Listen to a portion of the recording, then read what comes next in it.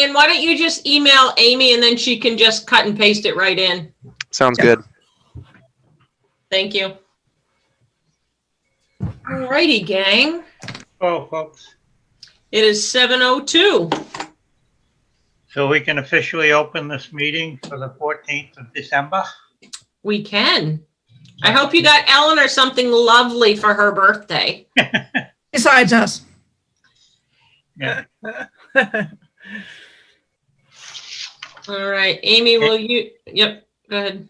I say, Amy, Amy, do you want to read the? I do. Hang on a second here. Okay.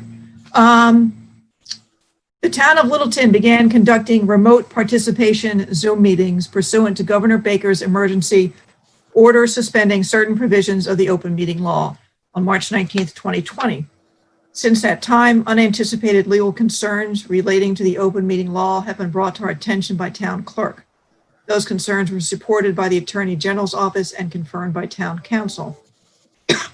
In response to these concerns, the town will implement the following changes, which in no way prohibit any member of the public from participating in discussion and sharing information during a public meeting, and will ensure that all listeners and participants have equal access to the meeting.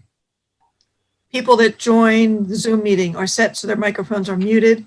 If you called in by phone, please use *6 to mute or unmute your phone.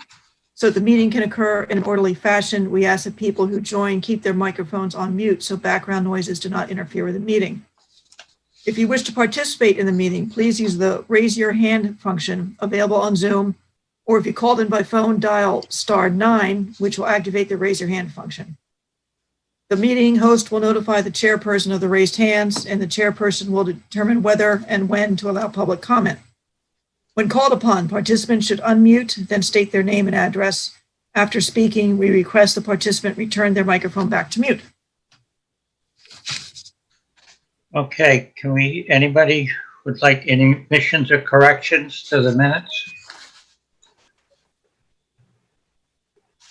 There's just one on Wellington Drive, move to accept just a grammatical TE versus the language.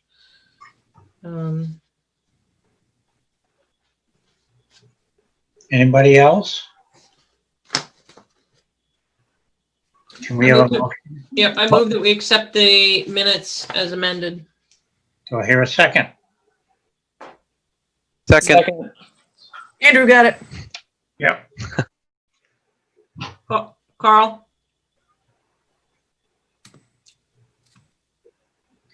Carl, you're on mute. Do you want to do roll call? Okay, how's that? Perfect. Carl Melberg, aye. Sarah Seward. Sarah Seward, aye. Kyle Maxfield. Maxfield, aye. Brian Crowley. Brian Crowley, aye. Andrew Samarco. Aye. James Pickard. James Pickett, aye. Julie Rupp. Julie Rupp, aye. Unanimous. Good. I guess under administrative discussion, Browns Woods update. What do you got, Amy? Two things at once. Okay. There's also a couple of the things I want to add to the agenda at some point on the New England Forestry Foundation invasives and going to see the Wellington Trail. But for the Browns Woods update, we're closing in on the closing. The demolition possibly could be a training burn by the fire department. That remains to be seen. And I'm assuming it's only just, actually it's not in the buffer zone, but they might be passing through the buffer zone. So I assume erosion controls would be needed for the demo piece of it. The Phragmites, as soon as they close, I was going to start the permitting for that. And we might want to have a discussion about what your expectations are, because the grant was applied for applying glyphosate to control the Phragmites. So we'll need to go through all that. The survey, the phase 1, and actually the SVT has done the draft invasive species plan, which deals with the more terrestrial species, not the Phragmites. And I think what I'll probably do is maybe we can have a discussion. I'll give it to you by the 28th and maybe have a discussion in January to see if there's any comments on that. So that's Browns Woods. How did you make out with the fuel tank? No alarm bells went off. The sampling's not totally back yet, but no concerns were raised, so it looks good. And I think I mentioned before the asbestos came back clean, which is a miracle. Good. Donated material. Just to let you know, I've been scrounging. I found a whole bunch of 12 to 15 inch PVC pipe, actually down in Stowe that was on a fishing game property. And they said you can have all you want. And that stuff is what the Cloverdale boardwalk is on. And then as also might be able to scavenge a bunch of wood and nice thick posts from 153 Taylor, the existing guardrails, which would also make great work for a boardwalk. And the cemetery has actually agreed to give us a little bit of a stockpile area back in the corner. So that was really nice because it's going to be a fair bit of stuff. They don't have any space down at the highway department at all? Or? Highway says, yeah, they say no way they got space, and whatever they have, the water department keeps trying to take. So I just stayed out of it. And I did also, and maybe not tonight, at some point, want to circle back on using telephone poles as a base for either a small bridge or something like that. And your concerns about using those in wetlands. The one over at Cloverdale is, I'm not sure it was actually sitting in a well, but it's been there it's been there a long time. So before we start committing to being able to use those telephone poles, I want to circle back with you guys at some point. Okay. Cloverdale request for files? Which I don't have in front of me, but I think I circulated it to you all. There was a request from the abutter through their attorney for a bunch of files, having mostly to do with Cloverdale and some operational issues. So it was just asking for files. It wasn't asking questions. So I just sent them the files, and we'll see where it goes back. It has, the boardwalk was finished in what, I think January or something was when that closed out. And then obviously COVID hit, so we haven't circled back to address any of the management at Cloverdale. So I was thinking, if you're agreeable, it might be worth putting on the next agenda. And I'm sure the abutters will want to come in at that point also and express their concerns. That's fine. And you did send, just as a point of order, you did send to us all those files. So get a chance to look at those. So gotta help you. Okay. Certificate of compliance for 20 Forest Road 204-910. Yep, somewhat record speed, but that's all done. The grass went in October, November, I forget, and it's fully stabilized. So it seems like it's ready to go to get a certificate of compliance. Somebody want to make a motion? To- Yep. Somebody wants to move that? So moved. Somebody want to second it? Andrew? Yep. I can't. I have to recuse myself on this one. Oh, okay. My grandmother's next door. I seconded. Okay. Hey, Carl, aye. Sarah Seward, Darcy, we're aye. Kyle Maxfield, Maxfield, aye. Brian Crowley, Brian Crowley, aye. Andrew Samarco, Recused. James Pickard, Aye. Julie Rupp, Julie Rupp, aye. unanimous. Okay. Other updates and administrative discussion. What have you got, Amy? That you got time. Two things. New England Forestry NEF over at Prouty Woods has a porcelainberry invasive issue kind of near where you first park and walk in. That's a pretty new invasive, and I have not checked it out, but it sounds like it's pretty serious. So NEF had asked LCT if they wanted to go for a SISMA grant, and let me know if you want any of that translated. the town, we're not going for any seismograms, which is basically through the Metro West Watershed Association, for small amounts. And it would be, right now, it'd probably just be physical removal. I need to circle back with them about whether or not they will be in a buffer zone or not. So they're willing to try physical removal first and see how that goes. And they may or may not need to come back separately under a different auspices if they think they need to do some herbicide applications. Do you know, I haven't heard about porcelain berry removal. Is how You just went on to mute, Anna. sorry. I just hover my finger over and it just changes. So do you know how easy it is to remove by hand? Can you just yank the roots, or is it pretty tough, like bittersweet? It's not quite as tough as bittersweet, but I guess it does go high and get thick. It doesn't turn into a tree trunk like bittersweet sometimes can. And Rick was saying it can grow like 15 feet a year. I mean, this stuff is a monster. Wow. It is spread by birds by seed. I don't know much about it. This just came up actually yesterday and today, so I'm just kind of giving you a heads up. You also have a conservation restriction on it, which does allow for vegetation management. So whether or not it's in the buffer zone or wetlands, either way, you'll have some part to play here.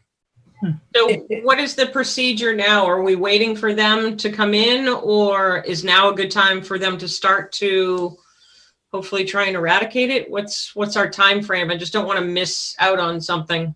Yeah, the SISMA grant, I think Rick said, is due next Friday. Okay. So I don't think it's a huge lift to get the grant application in. So I think I'll talk to Rick's like, get the application in so they could hire somebody to do this. Does it help for us to have just a show of support for that grant for the applicant? I think that would probably be very good way to start. Yeah, I would. As both the Conservation Commission and the holder of the CR. Right. So I would like to make a motion of support for the grant and the grant applicant of the Conservation Trust. I got one question. I thought that, is this on town property, so the selectmen would be involved with this, or is this some? It's all on NEF property. Okay. Fine, somebody want to do you want to make the motion, Sarah? Yeah, I'll second. Yep. I'll second. Or Andrew can second. Whatever works. I gave it to Julie. All right, all those in favor, Carl, aye. Sarah Seward, Aye. Kyle Maxfield, Kyle Maxfield, aye. Brian Crowley, Brian Crowley, aye. Andrew Samarco, Aye. James Pickard, James Pickett, aye. Julie Rupp, Julie Rupp, aye. unanimous. And I would add that particular infestation, it's been there for about, I want to say maybe 3 or 4 years. And in the past, I've tried to pull it. It's a very difficult invasive to remove manually. So it'll most likely need some application of something. Yeah, I think given the short time frame to get the grant in, review my, you just let's start mechanical and see what happens, get it mapped out, do the whole 9 yards. So Is that going to be? I'm not even sure what it'd be treated with. Is that going to be a cost share thing or anything, or a full paid grant? Do you have any idea? The grant's the grant, so it would be money to LCT to do the work for Prouty, for NEF. Okay, all right.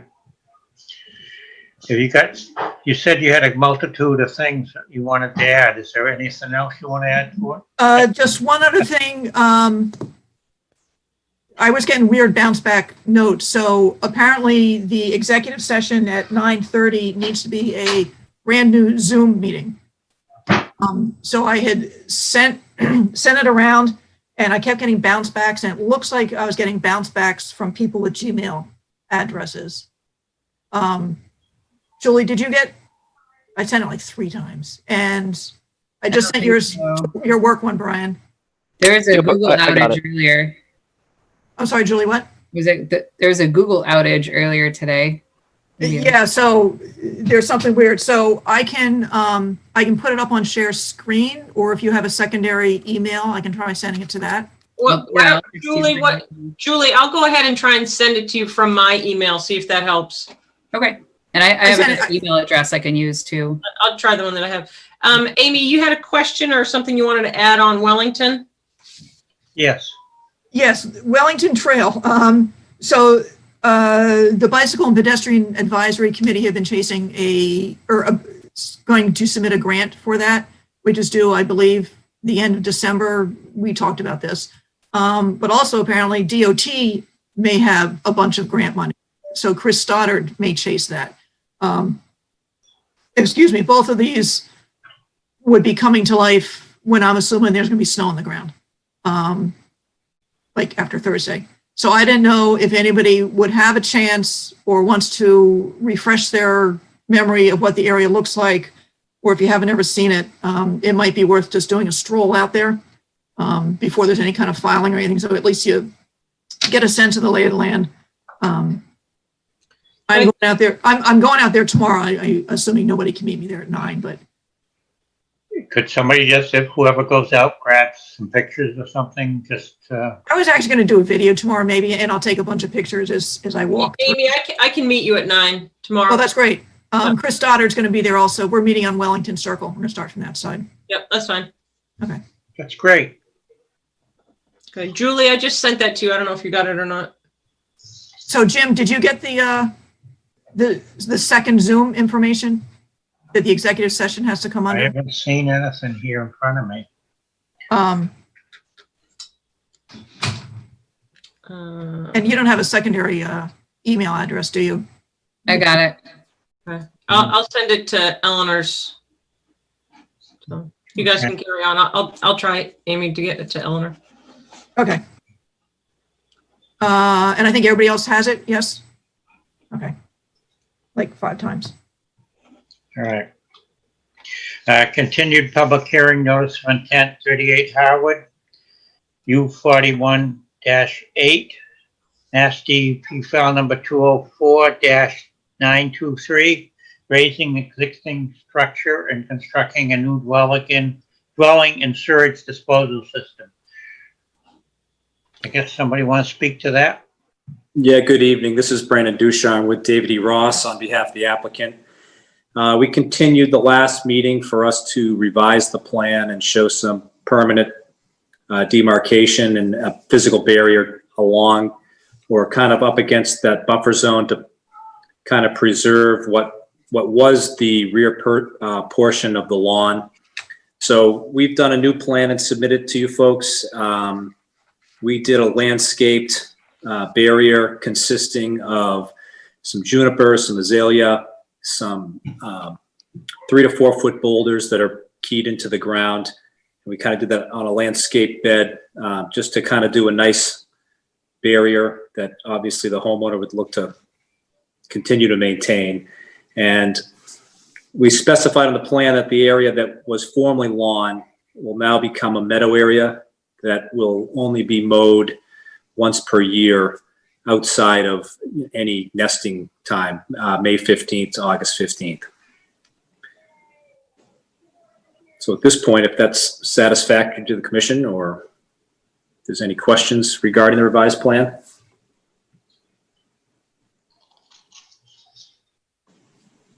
I think a lot of you guys are on mute.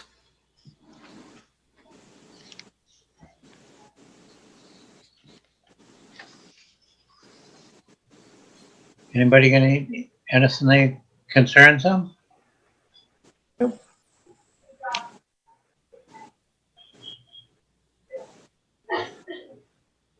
righty. Is this ready to be voted It on? was a quick question, sorry, I'm looking, trying to look at the plan here. I see you added a footpath going kind of through that demarcation layer into the back as well. What's the detail for that? Yeah, I didn't get all of that, but I think something to, I think it would show a footpath just in case, you know, we wanted to show at least some foot access down to the river that's out in the back. So we just kind of designated that on the plan. Is it are you creating a path, like bringing material in to create a path? No material. It would just be, whether that just is used or whether, just the path itself gets mowed, but yeah, no, not looking at any kind of material or anything like that. No.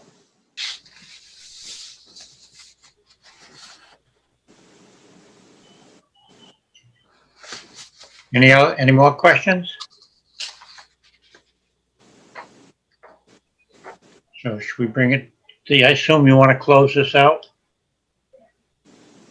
I would assume.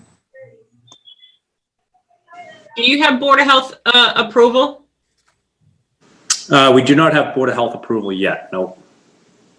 I Okay. expect, we filed these at the same time, so I would imagine would be on hopefully their next meeting. Okay, so it's certainly your prerogative to close, and we're happy to close.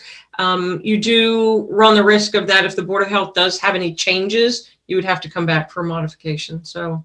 Sure. I'm comfortable closing, partly because it's really only a small portion that's even in the riverfront area. But yeah, no, it's kind of is what it is in terms of repairing the septic. Yeah.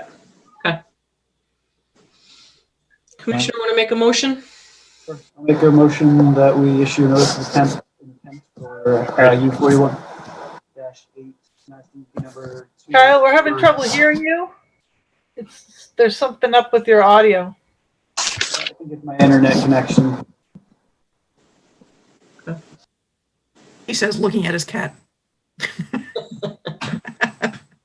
Do I hear a second? Second. A roll call. Carl Melberg, aye. Sarah Seward, Sarah Seward, aye. Kyle Maxfield, Maxfield, aye. Brian Crowley, Brian Crowley, aye. Andrew Samarco, Andrew Samarco, aye. James Pickard, James Pickett, aye. Julie Rupp. Julie Rupp, aye. It's unanimous. Okay. Okay, thank you, good luck. All right. Thank you. We still have about 5 minutes. Anything else need to be discussed? Jim, I sent you to both your email accounts the new Zoom for the second meeting, just so you have it. So I think everyone now has the second meeting Zoom. I think. Big thumbs up if you have it. I have no idea. Okay. I don't see anything. Make sure Eleanor doesn't leave the house. Okay. Some wild birthday excursion. Yeah. Yep, exactly. Sounds like that's going on in the other room with our brothers and sisters. That's good. Public hearing, notice of intent, 47 Taylor Street. I guess we've got the, 5 Scott Road. No, we got a 7:30, Jim, 5 Scott Road. okay, I missed that one. No. Continued discussion of update, 5 Scott Road enforcement order and order of conditions. Mass DEP file number 204-907. I assume somebody's going to speak to that. Yeah, Matt is on, but Matt, you're on mute. There you go. Doesn't have the audio connected. Can you hear me now? Yep. Nice tree. One of a few. The last time we left off, I had left you guys with some plans to look over, and we were going to reconvene when you guys had a chance to look over the plans. So I don't know if you guys had a chance to do that. We had an as-built showing the elevations were done. I had done the loam and seeding. Some growth had started. Matt, can you give us an update when you've been out on the property and how things are going? The last time I was out there was last week after I had gotten back on my feet. It basically looks the same. It's still growing. Well, it started growing, but it's been cold, so the growth has slowed down. The erosion protection's held up. I mean, there's nothing eroding away. Everything's pretty much status quo at the moment. Okay, that's good news. Did you have any Amy, pictures can or you anything? share do you have that as-built, Amy, or no? Do you have it, Matt? I can probably find it unless you have it handy. I'll check. I don't know if I have it on this computer. Just if you could bear with me for a minute. You get there first.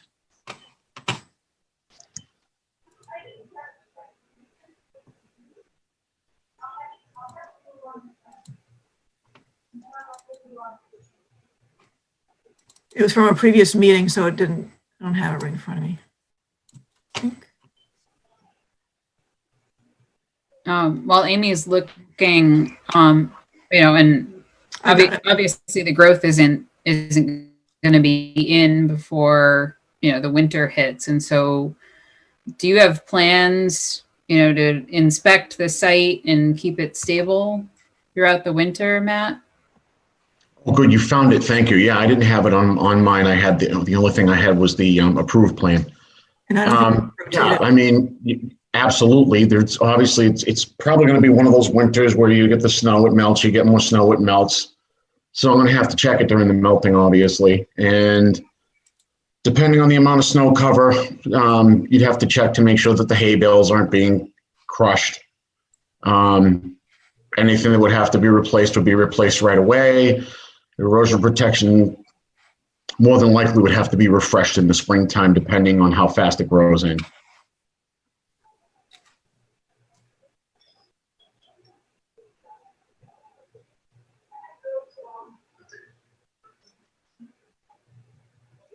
Had it come in pretty good or spotty? It was spotty at the moment. I mean, it was just a question of the season. Fortunately, the seed, did start to take, which is good. And as I stated previously, I keep this seed in stock regularly because I regularly do replication projects. So, any areas that need touching up would automatically be touched up.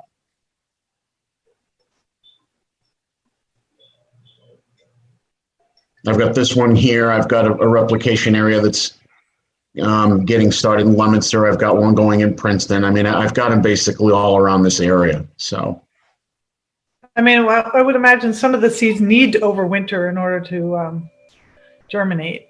Yeah, the particular mix that I use is the typical New England wetland plant 3-season mix. So it has a mixture of plants that will grow and can tolerate different conditions. It's your standard wetland mix. It's a very, very good mix. It's a very resilient.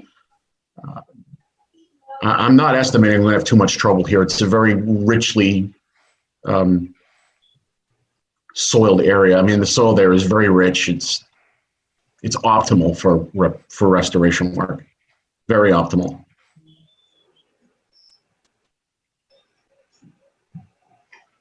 I think it's still, I would assume it would be still growing all right. My cover crop is doing very well this year. Good. Any other questions? You have any other questions from Amy or? Nope, I think you're just wait and see what it looks like next spring or summer. Okay. Yeah. And it's an inspection game for the winter to make sure, erosion controls are still effective and, reapplication of seeds in the spring if it looks like there's washout and, that type of thing. Yeah, that's pretty much it. That sums it up very well, actually. Okay. And then so are we anticipating photos and an inspection memo in the spring from Matt, or what, have we sorted any of that out? Yeah, Matt, I believe that your wetland restoration plan report touched on all of the monitoring. Was it, I think, twice a year? You'd be doing reports? Well, while it's growing in, you'll get reports from me once a month.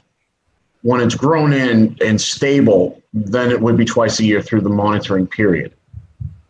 Okay. So when the spring hits and things start, taking over again, and hopefully by that time we'll be through this pandemic so that everybody can be out and about really well. Yeah, I'm anticipating getting the reports out to you guys like I said, monthly. So you'll have photographs, a summary, everything you need to be able to, take a good look at what's going on. Okay, I think that's reasonable. all right. I guess we've got about a 15-minute delay here if we're all done with Matt. Well, I'm on for the next one too, so. Okay. Amy, you got anything you want to fill in with? I don't have anything to fill in unless somebody wants to circle back on things like telephone poles or That would be a good idea. anything else. Oh, Amy, do we have any updates on the parking lot for Mary Shepherd, that whole crazy wall business thing? Yeah, he did. Yeah, actually, there's two things. He did restore that. I didn't make him dig out all of the dirt because it was just going to disturb more, but he pulled it back and rebuilt the wall. And I told him he could leave a little gap because that's how they get their stroller through there rather than having to go out onto Powers Road. So I believe it's all set. And GPR is online to do some survey over at Mary Shepherd on the other end. So we can look at one area that had been mowed, which is probably fine, but we should double check that with the owner. And then also so to see if we can snake a loop trail in there that would cross Mary Shepherd Road at the sort of right at the culvert crossing. So I'd sent letters to the abutters because it is going to be, kind of close to a couple houses, certainly on town property, but we try to keep it as far away and downhill from all the other houses as we could. That's good. And then the other the thing I'd like to try to do before the snow is get that trail through town forest kind of blazed. So that is set up because that is what would lead into the K development trail, which would hopefully motivate the builder to put in that trail because they said, we don't want to build something that's going nowhere. I said, okay, fine, I'll build a trail. Did you get resolved with where it comes out in the development? You were talking something about it. There was either gravel or some sort of a footpath that needed to be delineated or something. Yeah, the location is clear. And the developer is going to improve the trail as part of the road acceptance for the last part of K. So maybe next summer or something like that. I'm not exactly sure of the timing, but. Oh, that's good. Will it be markers there for it? Some small marker or something? Or? There should be a little trail sign there, yeah. Good. That's great. I'm sure the abutter doesn't think so, but. Too bad. Read your deed, yep. What did you have to say about the telephone pole, Amy? I think we've still got a few minutes. There was a little bit of concern expressed when the Eagle Scout wanted to use that old telephone pole over at Cloverdale for a little crossing. And I didn't know what, if anything, the Concom wants to do to explore if they should be used or just what your feelings are. So I know whether or not I should plan on using them or not. Nothing like free material, but. Yeah, I think the concerns raised before were PAHs in petroleum products in metals, in the creosote in the telephone poles, and those things can be toxic to aquatic organisms and wildlife and that type of thing. So that would be the concern. Yeah, I agree. They're not very mobile. I mean, once they leached off of the telephone pole, they'd probably stay, but still they could end up in the sediment and and you'd have amphibian exposure. And I don't know. You hovered your finger over it again, Anna. Oh, yeah, I would personally vote for staying, or, say that I would stay away from. I think they're all right, but I would cut the bottom off that was apt to have extra tar and sediment on it. Not use that end of the pole, but usually they're pretty well weathered by the time they're ready to discard them. I'd get rid of the butt end. Hmm. Then I think it probably would be all right. In my mind.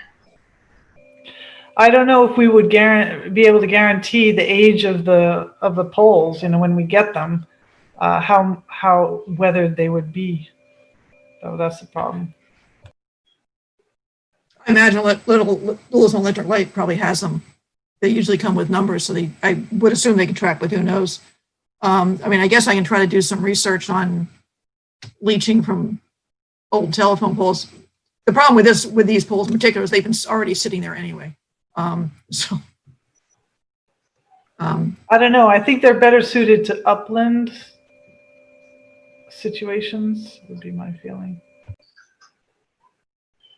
I think maybe the biggest item is they're not sitting directly on the ground. They have some sort of a pad underneath them, whether it be a stone or a cement block or something so they're not right on the ground.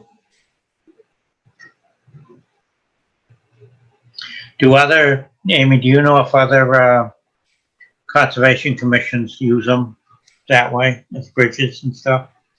Oh, I've definitely seen them, and actually we have one which has got to be a good 10-foot span over on Hartwell between the Water Department and the Rec Department properties.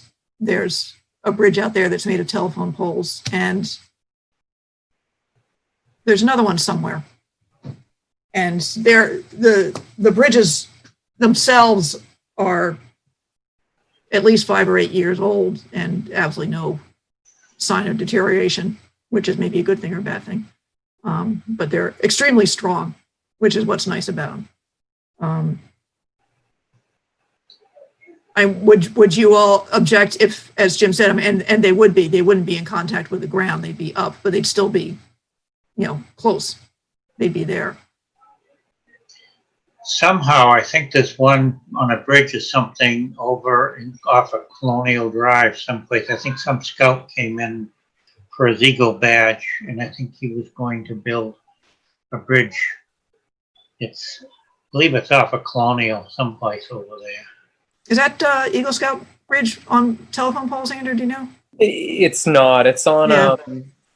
Oh, wait a minute. Maybe it is. Maybe it is. I can't picture it now. I can picture the top, but not the support. I was just on it like maybe 2 days ago. It's just one of those things you go over it so many times you don't even look. But I don't think that it was using. It did use telephone poles. Aren't they square? I think so. Yeah, I remember them being square, not round. Supports there. Yeah. Well, I'll poke around unless you happen to know, Anna, how long a telephone pole leaches materials, or it's just basically forever. I would think it's just since the pHs and other materials are really embedded pretty deep in the pole that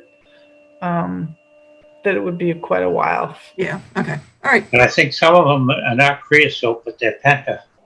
Maybe the penta version, the ones that are lighter colored, maybe penta. Yeah, CCA, creosote, or penta. And you can't, there are regulations against landfilling them. So they're in a little bit of a gray area I just did a quick Google. Are they special waste, Julie? I don't know. I didn't see the term special waste, but they are EPA regulated it might be a special waste. They're not considered hazardous necessarily, but they're regulated against landfilling, and there are concerns with respect to emplacement near water. So let's do a little more research Yeah. and figure it out, because honestly, if they're used as a bridge, the rain, rain and runoff is going to run into the, water or wet area that the bridge is over. So let's just look into it a little more.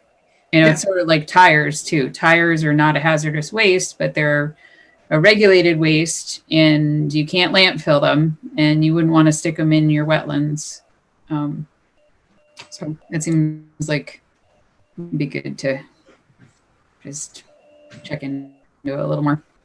Well, and I also right now have at least 100 linear feet of culvert pipe that we can use instead. So start getting rid of that stuff. Yeah. Okay. I can send around, there's a public health statement for creosote issued by the ATSDR, Toxic Substances Portal. So yeah, I could forward that link. Sure. Versus I think human. we're pretty close enough to 7:45, unless someone's got something else there. Notice of intent, 47 Taylor Street, U41310, Massdep, appeal number 204-922, replacement of septic system and wooden retaining wall. Somebody want to speak to that? Good evening, ladies and gentlemen. It's Matt again. Amy, I don't know if you have the plan to share or. Sure. Let me see. Oh. I was going to say, I do have this one if you don't. Actually, I'm in the old one now, so why don't you take it if you've got it? Okay.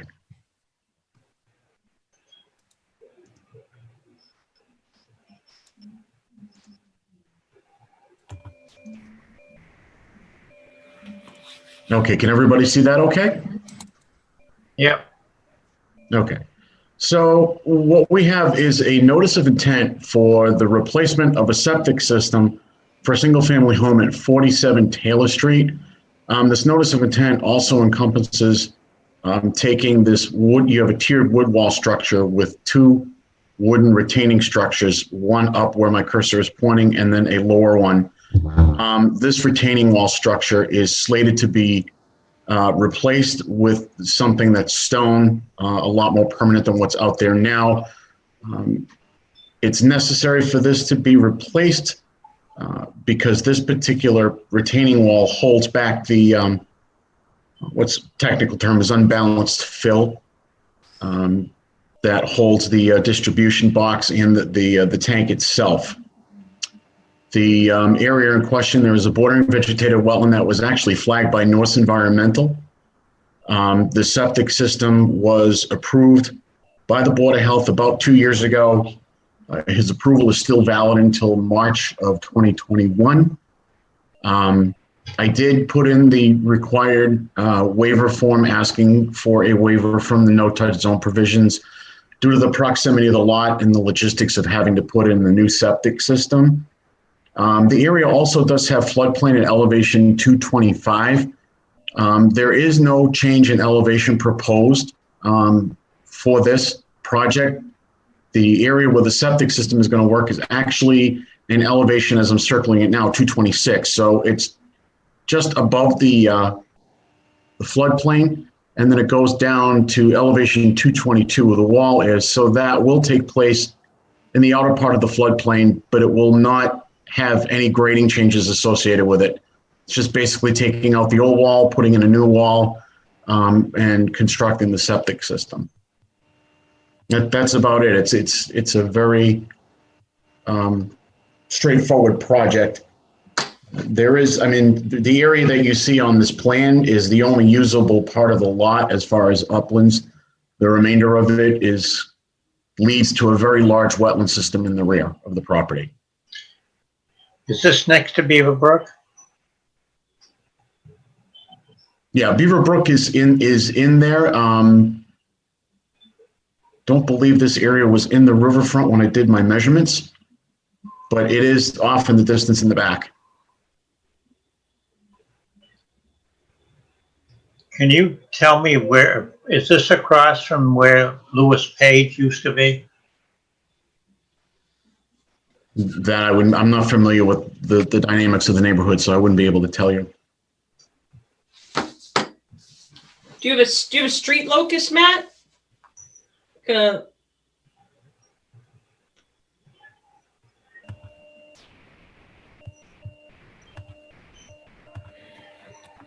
Matt, what's on the other side of this lot? Like, just trying to visualize what's there. Is it a commercial Honestly, I building? think I have a Google Earth shot I could probably pull up for you guys. Can do an overview. Just While bear, you're doing that, can you tell us about the wall a little bit in terms of its profile? How thick is it going to be, and how far will it? Have you submitted a profile? So how far on the ground it's going to be, and above ground as well? no, there's no profile of the wall here. I can have that added to the plan. But most of the profiles and most of your detail involve the erosion control and the septic system and the soil percolation data. I mean, I can get that for you if you need it. That's not a problem. I'm going to stop sharing for a moment so I can switch. So it looks like this house is across from that big, long, like green metal-looking building. Yeah, there is a structure like that there. Yes. Hold on one sec. I think I've got there it is. I got the Earth Pro. Across, Andrew, or next to it? No, across. From it. Cross. And it's like the first lot south of Whitcomb. It's like a tiny triangle of upland. There you go. Yeah.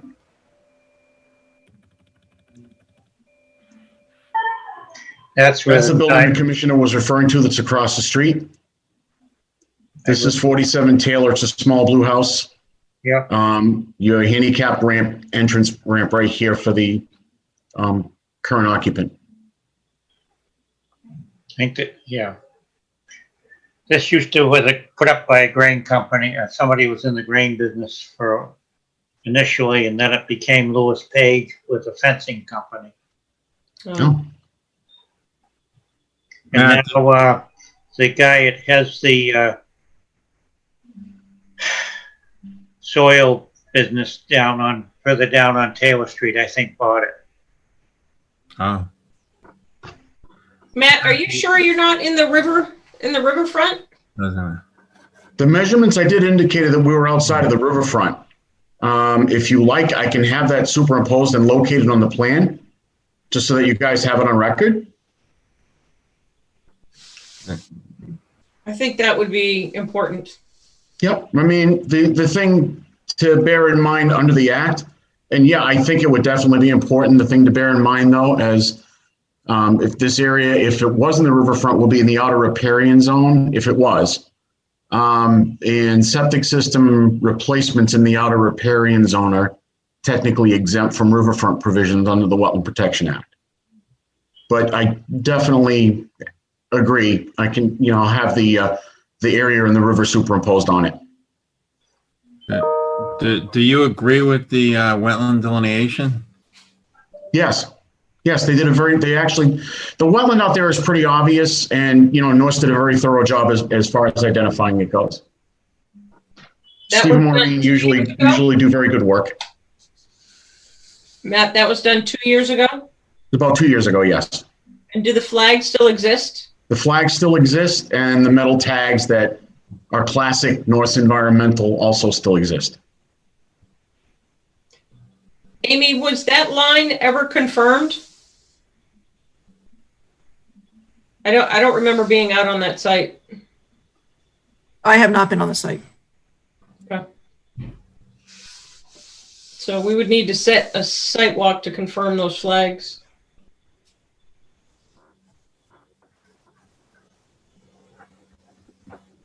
It's fine, I'll get my calendar out. Well, we'd have to do it before snowfall. That's going to be tomorrow or Wednesday morning. Anybody around tomorrow afternoon before dark? To look at the wetland delineation? Correct.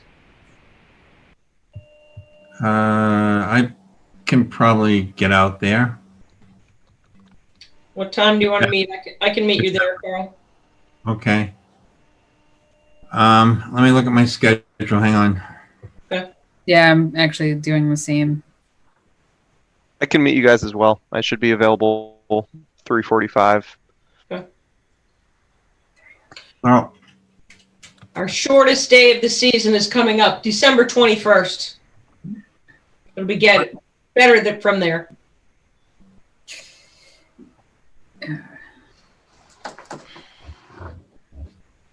So, Matt, if you can't meet us, do we have permission to go on the property? Yes, but no worries. I'll meet you there. Just if you want to give me a time, I'll be there. Okay, that'd be great. you want to just say, let's just say 3:45, Sarah? Perfect. Brian, that works. Julie? I can't. Okay. And I'm not sure I'll be able to make it. Matt, do you think it's any problem if I try to stop by tomorrow around 10 or 11 just to take a quick look? No, Okay. Maybe I'll just do that in case I can't make it at 3:45.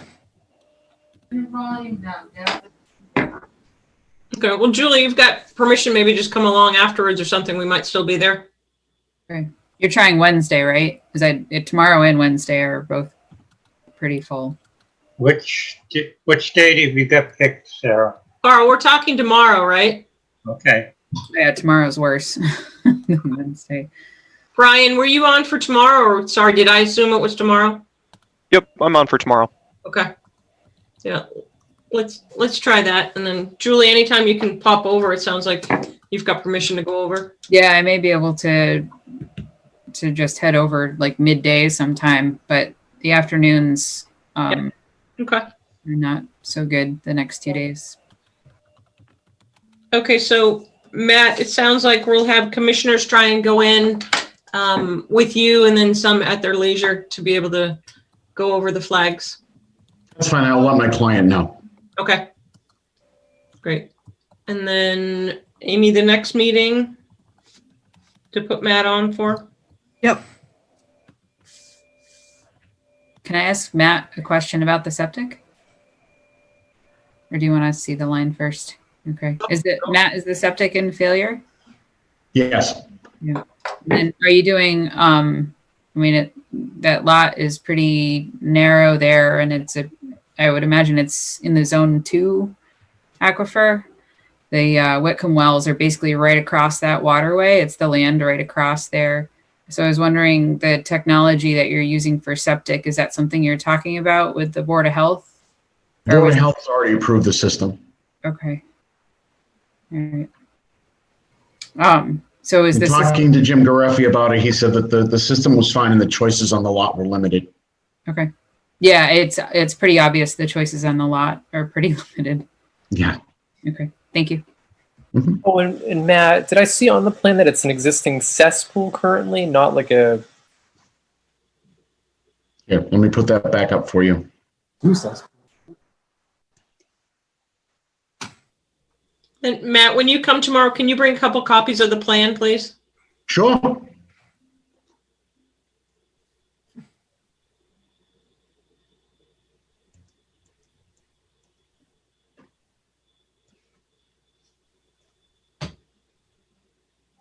Yeah. Existing cesspool is right here.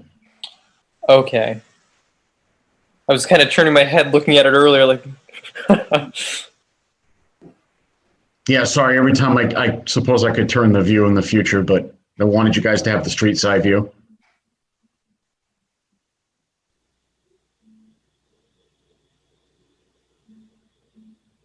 It definitely wouldn't be a bad idea to walk the site, get a feel for the terrain, get a feel as to why things are necessary for the way they are. Maybe there are ways we could fine tune this plan to make it more encompassing, make everybody comfortable, and make sure the resource area is protected. So, yeah, tomorrow sounds good. How is the access for construction? The access would have to come through this side and this side. This side for the wall replacement, this side for the septic system. The cars and the driveway would have to be basically taken out. You've got a handicap ramp here that would be maintained. but the main access would have to be, in other words, they'd have to come in this side, do some of the walls, come in, and basically start phasing everything back towards the street.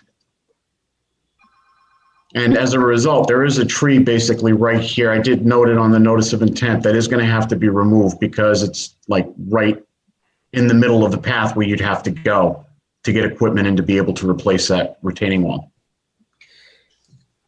Having not seen the full plan, do you have a sequence for your construction? My concern is where your cursor is presently, the existing wall, and running equipment and stabilizing that area. The wall would have to be done first, and the grading to put in the D-box would have to be done concurrently. The wall is going to be necessary in order to retain the fill that's in here. Because, I mean, if you remove this wall system, you'd have to do grading that would go all the way down to the wetlands and potentially even have to touch some of this wetland in order to accommodate it. That hence the reason for the existence of the wall. Okay. So it's almost take the wall out and put the new one in at the same time, be cement latch blocks or something? Yeah, that actually is a good way to sum it up, yes. And Matt, I might be looking at a different plan, but the one that you're sharing with us right now, does that have the erosion controls on the wrong side of the wall? Shouldn't those be on the far side of the wall near the wetland? I'm sorry, I couldn't hear Mr. Maxfield's question. He was asking about the erosion controls on the outside, the downside of the existing. Yeah, I had just been looking at that and noticed that this erosion protection line is going to have to be moved down here. So that's another change I will make on the plan. And did you say there was an issue with the fill that's in there right now, and so you need to take that out and bring in new fill, or did I mishear that? No, there's no issue with the fill. What I was saying was that the wall is in pretty rough shape, and it's necessary to replace this to hold back the unbalanced fill that's in here, meaning the fill for the yard. Okay. I mean, for obvious reasons. Okay.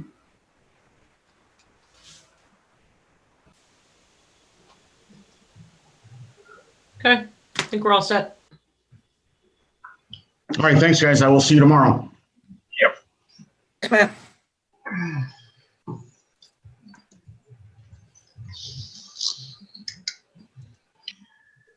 I guess we can move on to the public hearing request for amended order of conditions 93 Manawataki Trail.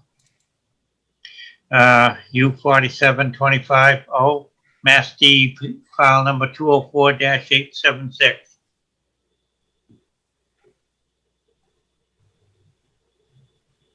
I think I saw Mr. Souza on here somewhere. Yep, I'm here. So I was here, I think, the last meeting or the meeting before that. And since that meeting, I've refiled the notice of intent application with Amy. And as part of that, we've notified the abutters by certified mail. Randy Ad and the Lowell Sun on December 7th. I've also contracted with JHS Landscape to do the work. He understands what needs to be done to satisfy the conditions, order of conditions, and he's basically, weather and schedule permitting, he's ready to do the work as soon as those weather permits. So I don't have to wait till the spring, hopefully, if this gets approved. The original, just to remind you, the original notice was for a raised wooden deck coming off from the house. And that was then changed to, instead of a raised wooden deck, to a ground level stone patio. And because of that change, there were several additional measures that had to be taken to both contain and convey stormwater runoff away from the lake. So the first thing would be a 2-foot deep trench called the French drain And inside that trench would be a 2-inch perforated pipe. So as the water flowed into the trench, the perforated pipe would take the water and convey it away from the lake. So if you're facing the lake, the trench would take the water to the left over to what's going to be a newly installed dry well that'll be in place to the left of the trench. The dry well would also be connected to the roof gutter downspout. So any water coming off the roof would also be routed to the dry well. In addition to that, when the commissioners, 2 of the commissioners came down and looked at the property, I also, we agreed I would extend the area of the rain garden to the left of the property as much as I could, depending on where the dry well ends up being situated. But that rain garden would be extended as well. And then at the end of the rain garden, there's currently about a 2-inch, actually an 1.5-inch berm around the perimeter of the rain garden, and that would be increased to approximately 3 to 4 inches at the end of the berm. There's also basically a small second rain garden to the right of the patio area that would also be maintained in a similar way as the rain garden in front of the patio.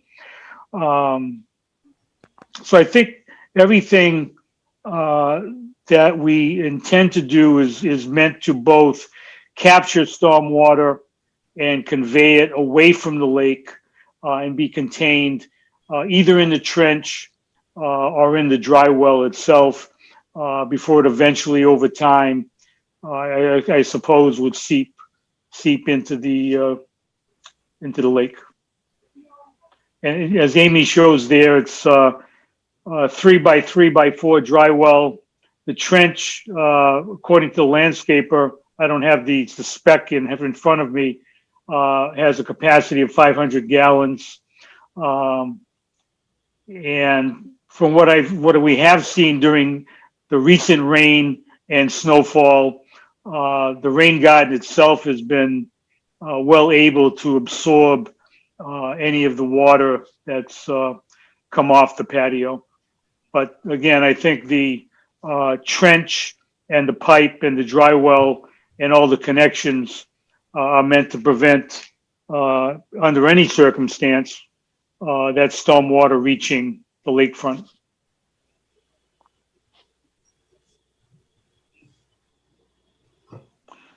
Anybody got any questions? Amy showed some pictures. Again, it might not be exactly as the pictures, but those are representative of what would be installed in the property for the French drain and for the dry well. I don't know if You they're may have mentioned this before, but is the 500-gallon capacity, is that typical for like a 10-year storm, or what kind of storm capacity is that? I'd have to ask them what the spec, what the language is in the spec. I could send that to Amy. So I don't know. I don't really know. I hadn't thought about in those terms. I guess from a layman's standpoint, it seemed pretty big. But again, I'll get that answer for you. Okay, thank you. Yep, sure. Can we do a plan view you can pull up?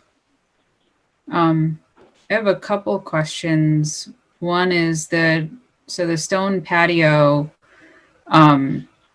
is it gonna be like, slate pavers with grass, like grout lines type of thing, or is it just a, full stone? No, it'll be pavers with grouted Granite pavers. The patio's already in. The patio's in? Yeah, so he's Yes. looking to remove the outer edge of it to install this. That's right. Because I think the reason we entertained this project at all in the first place was that we weren't going to have an impervious surface in that location so close to the lake. And now we're putting more stormwater infrastructure even closer to the lake to intercept the stormwater.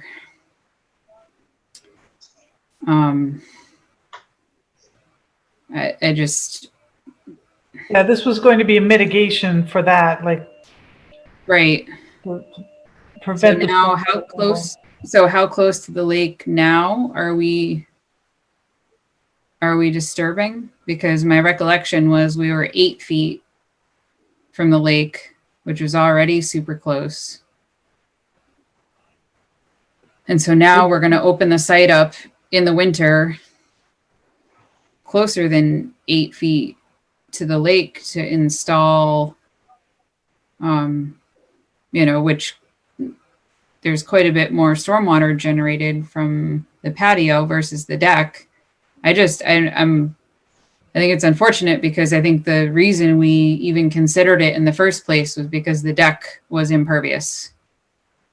Well, the trench is going to be part of the existing patio. Yeah. So that's not going to. It's not going to make it bigger. Okay. And the, so it's this right here. Exactly those square blocks. And the dry well is going to be further away, kind of off to this side. Okay. With the rain garden, as I understand it, now wrapping fully around that edge. That's correct. Yeah, so the leaching of the stormwater is going to happen pretty, almost as where the existing deck is. Well, and part of the purpose was to have them the same height too. But I can see the issue with the lip. I mean, I guess it's water under the bridge at this point. Water. Yeah. Well, But that was our mistake. We misunderstood and didn't file this several months ago. So you're right. We might have said no several months ago and worked with you on a different design. I mean, this is a large impervious area right at the lake. So. And it does also now capture the roof runoff, which was not captured before. Mm-hmm. Okay. Yeah, I mean, they're trying to make up the fact that they did this. Yeah. I just have concerns about opening the site up in the winter. I don't think opening, it's not going to be a very large open, is it? The opening's the width of a paver.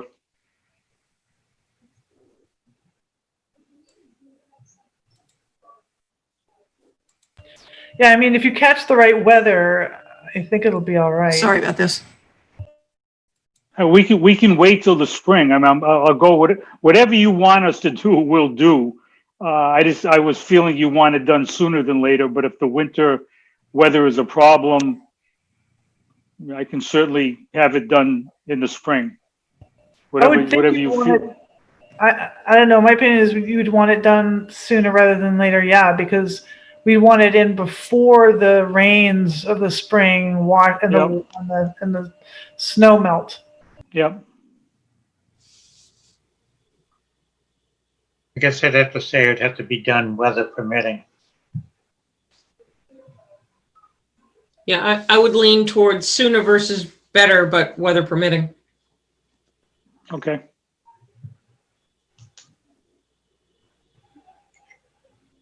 Do you have an idea how long this might take for them to do it? I think he said 3 days.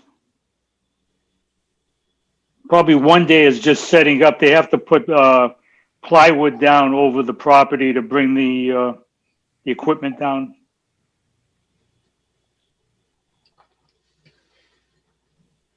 So are we reinstalling erosion controls if we're talking about equipment as well? I'm sorry, I don't understand the question. It's more for the commissioners. Oh, okay. Seems like that would be advisable. Yeah, I would think you'd have to. You can't predict the weather. Oh, I understand. Okay, sure, yes. We would do that. Along the edge and wrapping up. Yep. So is that patio just looks way closer than 8 feet to the lake? Am I missing something? Well, Yeah, I that believe it was scale? extended longer than the flower beds are shown in that plan, which might be great. Is that what happened? The what? The Your- storm garden, the rain gardens were supposed to be much wider than what they are now, if I recall. Yeah, I It thought could the be edge the was, perspective too. yeah, no, I agree. I fully recognize scale and perspective are sometimes tough on photographs. It just doesn't look like 8 feet to me based on the types of plantings. It's definitely not 8 feet. It's maybe like 3 feet. I agree with that. When I measured from the edge of the water to where the trench would be, it was slightly over 9 feet from the edge of the water. So that, that was over the wall, but where the water was, and I put a tape measure, it was a little over 9. And may I ask when that measurement occurred? Like what month? It was in, August, September. Right. So we were in a drought at that point, and we've received significant rain since then. So we had historic lows through better part of the summer. Uh-huh. Isn't there a pretty steep drop off though with that wall? Yeah. I don't think there's much of a was there much land between the wall and the water at that point? Between the wall, the end of the wall and the water, there's probably 2 or 3 feet. There's a breakwater. So there's a whole, so all the way in front of the lake is a breakwater of large stone and gravel and weeds and things of that sort. So there's the water, then there's the breakwater, then there's the wall.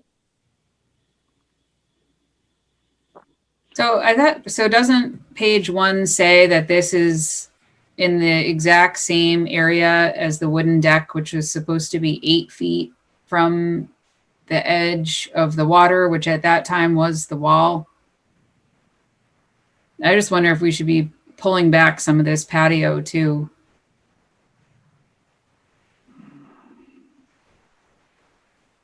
Yeah, I think, Julie, you'd have to do like an overlay of where the first Yep. plan was to what is existing.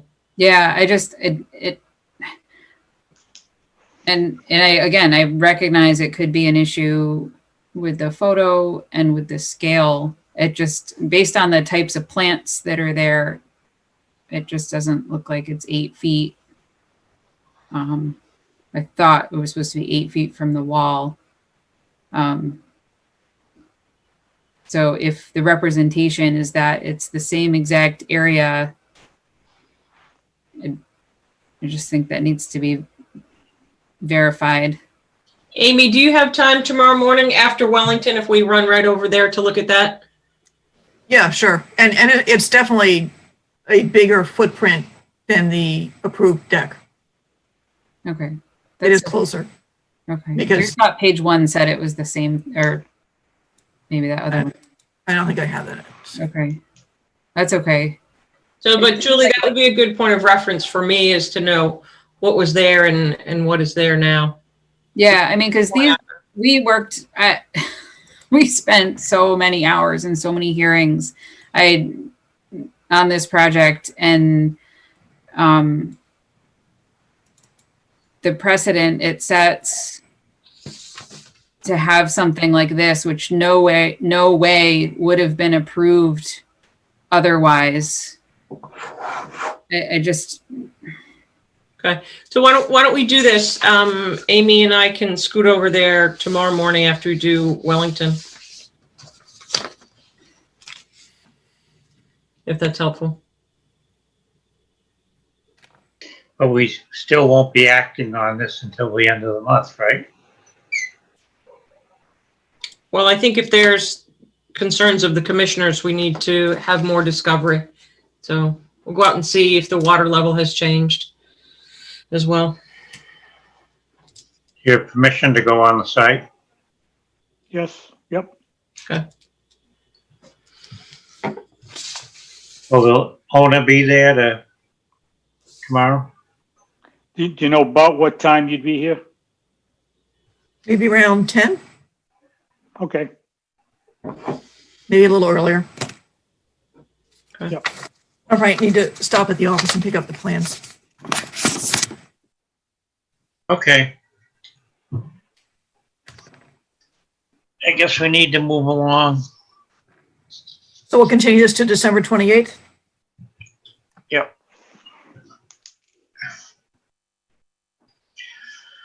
8:15, public hearing, notice of intent, 9 Scott Road, U 49270, Mass DEP file number 204-9XX, paving of a driveway.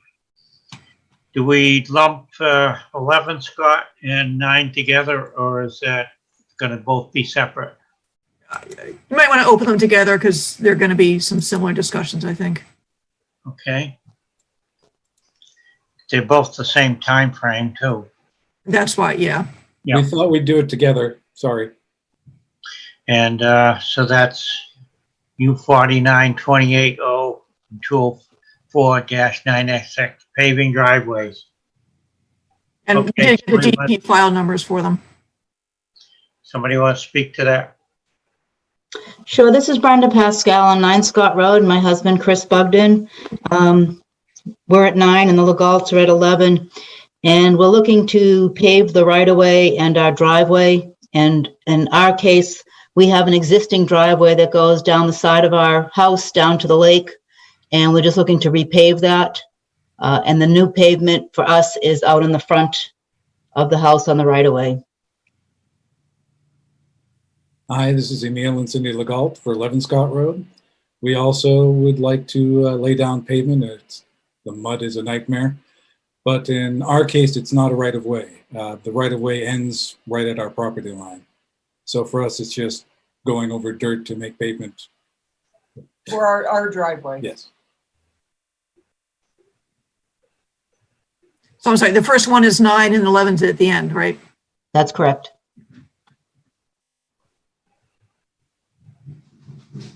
So it's the red line, basically on that map? The red line is just what shows up on the aerial photograph. Theoretically, the center line, I guess, but this is the 100-foot, or this is from the wetland up is about 80 feet. Because that's actually the closest point. There's a very steep slope down to this wetland. And the lake is actually maybe a little bit further away. So all of it's outside of the 50th. Yes. Okay. When do you propose to do this? Given weather conditions now, it's probably going to be spring.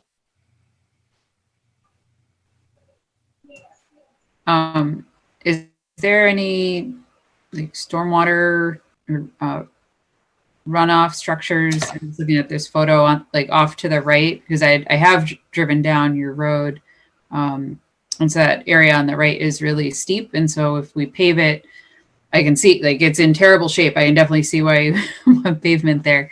But then I'm thinking about the acceleration of the rainwater as it runs off, and then you could have issues on the slope or erosion on the slope. And so I was wondering if the plan is just to put pavement down or if part of the project includes curbing or, some sort of other feature that would help catch the rainwater.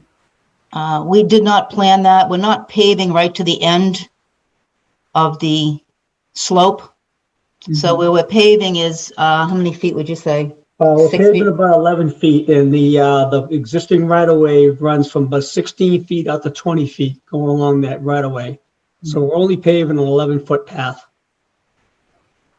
So it's not going to be right up against the slope. So, okay, so that photo Amy, can you go back? The one you're looking at now is 11 Scott. That's us. As you see, we're not really against the slope. Yeah. I think it's, yeah, no, yeah. Yeah, there you that's go. us. Okay. And so that slope is down to the other side of the road or to the wetlands. Yep, And and I know that's very steep. yep. But we're not paving right to the end of where the slope is. So there's, how many feet would be from where we're paving? So you're going to 6 pave feet. half of so this roadway is not getting paved at all. It's just, we just see the end of your driveway here. Maybe I'm not reading. This is getting paved.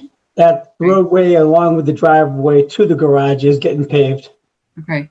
But the width of it is not going all the way to the end of where the slope is. So did you say it was only 11 feet that's going to be paved Yes. of this road that we're looking at, right? And width, 11 feet in width. 11 feet in width, the entire length. Is this the easement road? Yes, And then your driveway goes right out, the first driveway to the left? yes. Yes, that goes to the garage. So is 11 feet a typical like one lane road? It's basically, yeah, it's a one-lane Yeah, passway. that's what it is now. And creating any kind of a curbing would also create a pooling effect where you wouldn't be able to control the water. So you need it to filtrate in. About how wide is the road now? That's about 200 feet from lot line to lot line. No, this existing road, you're going to pave 11, but how wide is? Right there, you're looking at approximately, I think it's 16 feet there. I'm sorry, did you say it would have curbing or not? No, we'll not do any kind of curbing because they're going to create more of a nightmare. Yeah, okay, country drainage then, just all Yes. along.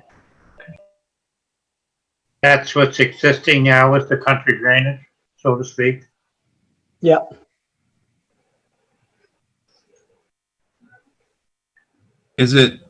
Are you gonna have the road will be draining?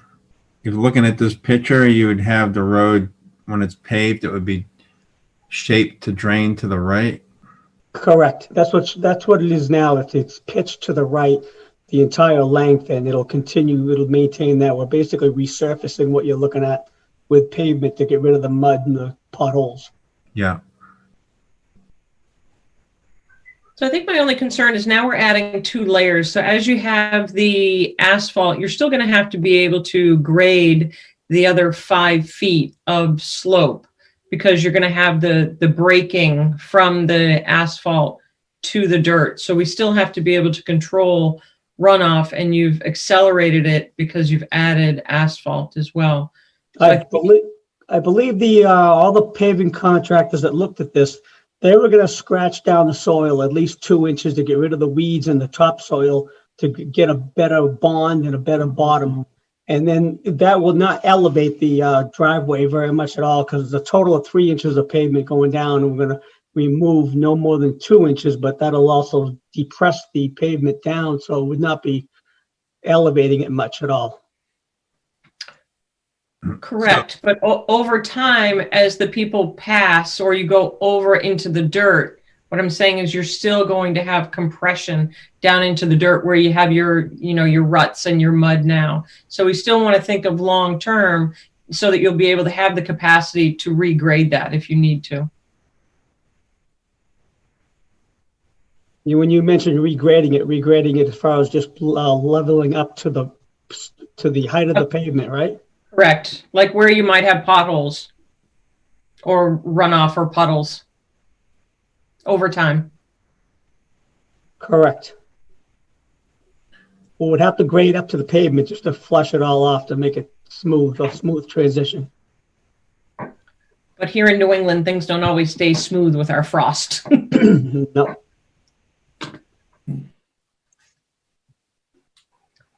There is quite a lot of vegetation in that buffer zone though, which is nice. There's a lot of trees and bushes and leaves and everything else. So there is something to filter some of the water runoff there. It's not like it's just a grassy hill. So there's quite a bit of buffer there. Yeah, that is forest. Yeah.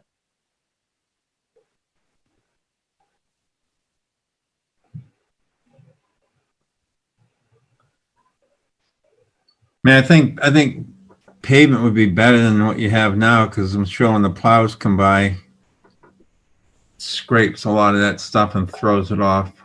Yep. Yeah, it definitely gets messy. Is the new pavement down the center line, or can it be mostly to the left, or where would the 11? It is going to be to the left side. On It's the going to, left, you'll see a row of cobblestones. Yeah. To the It'll border. pave over to the cobblestones, and then from that point over 11 feet. So the area to the right will still maintain the grading area, which is also the filtration area for water runoff. Yeah, so that's good that you have it so far over to the left. That definitely adds some buffer. It'll be going right to the cobblestones to make a clean edge.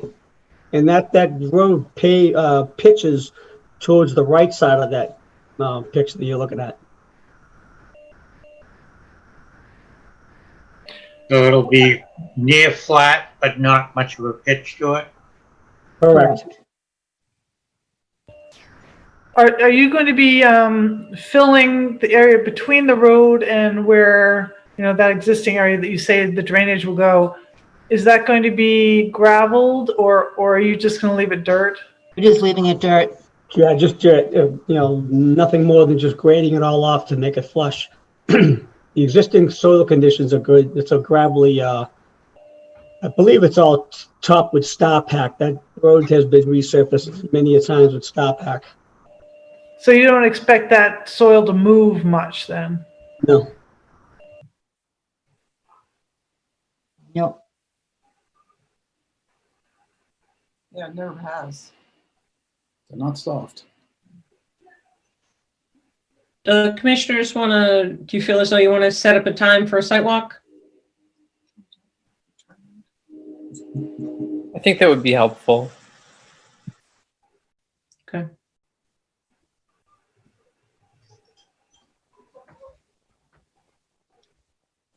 It's going to be hard to do it before the snow, since it's tomorrow. It's probably going to be springtime, truthfully. No, for a walkthrough, she said. Oh, for a walkthrough, Yeah. sorry. Yeah, the snow's not coming till Wednesday night. Well, how about we keep it on Amy's kind of agenda, and if we look like we get some breaks in the weather, we can try and convene back and see if there's a time that some of the commissioners come out, and then we would let you know ahead of time to get your permission. Okay. Okay. And you can always circle back with us as well. We meet historically every 2 weeks. You want to see? Joey's here now. Pardon me? We don't go anywhere. We're here. We like to let you know, though. Yeah, no, thank you. We appreciate that you're staying put. And it also occurred to me, I don't know if the commission wants to consider erosion controls, wattles or something along the edge. I think perhaps, maybe while they're putting the road in, but I think a site walk would help review that. Yeah, come when it's nice and muddy. I think you'd appreciate it. That doesn't do. We usually come when it's raining. Yeah. So that way we can see where the water's going. Okay, no, that's a great time to come. Are you okay with, is the issue on our right of way, or are you okay on the 11 Scott Road stuff?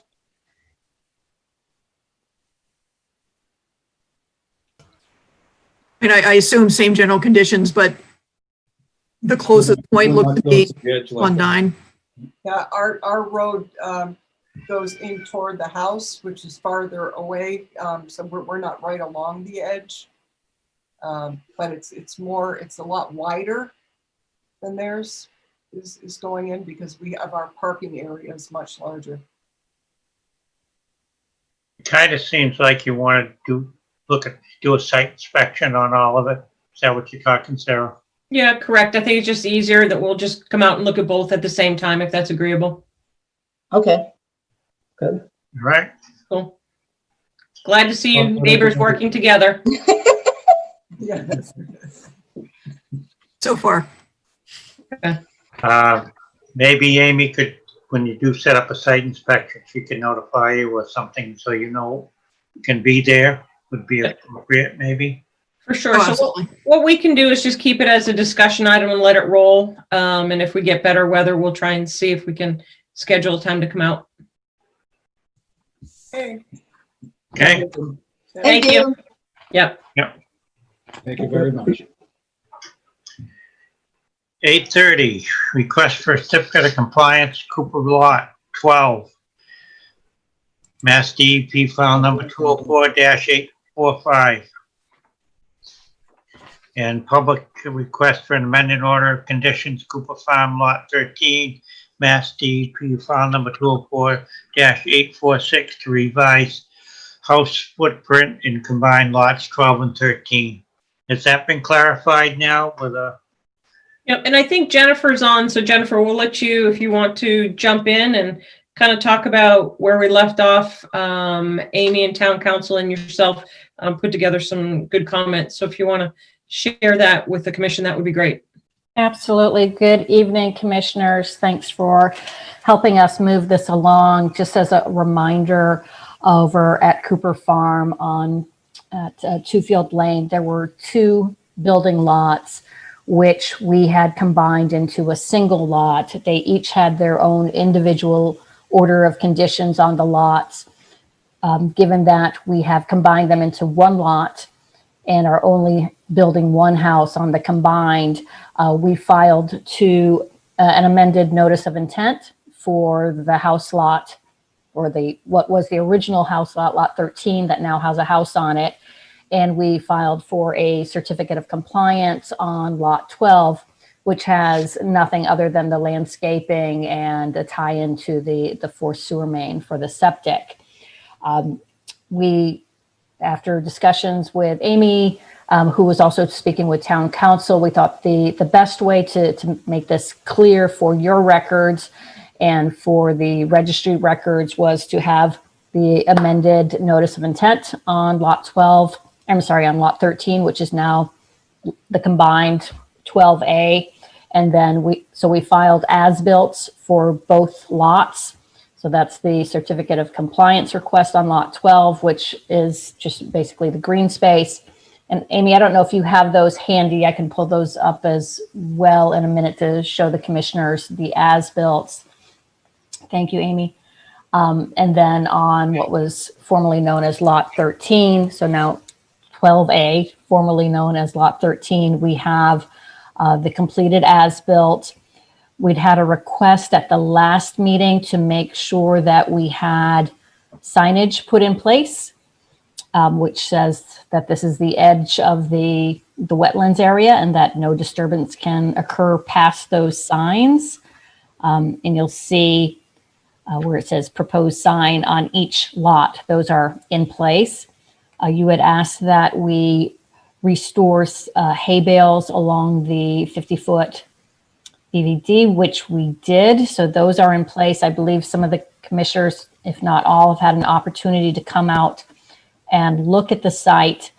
And what you'll see, there is one completed house. We have two proposed signs, or not two proposed, two actual signs at the proposed signage location. Amy said in the future, you might prefer to have one sign since it's a single lot now, but as the commissioners wish, we're happy to do whatever makes most sense to you on that issue. That was in referral to these original two. Yes. So there's, I think there, you see a proposed sign location over here to the right of old lot 12 and towards the left of old lot 13. And those signs are in place. So the middle ones are not there. There's not a lot in there anymore. They weren't proposed there. If you see towards the far right, there is a proposed sign towards the far right of lot 12 and a proposed sign toward the far left of old lot 13. Matthew, is that correct where they are located now? Located on the corners of lot 13 and one over at the edge of lot 12, bordering 11. Okay. So in what was the proposed locations? Right.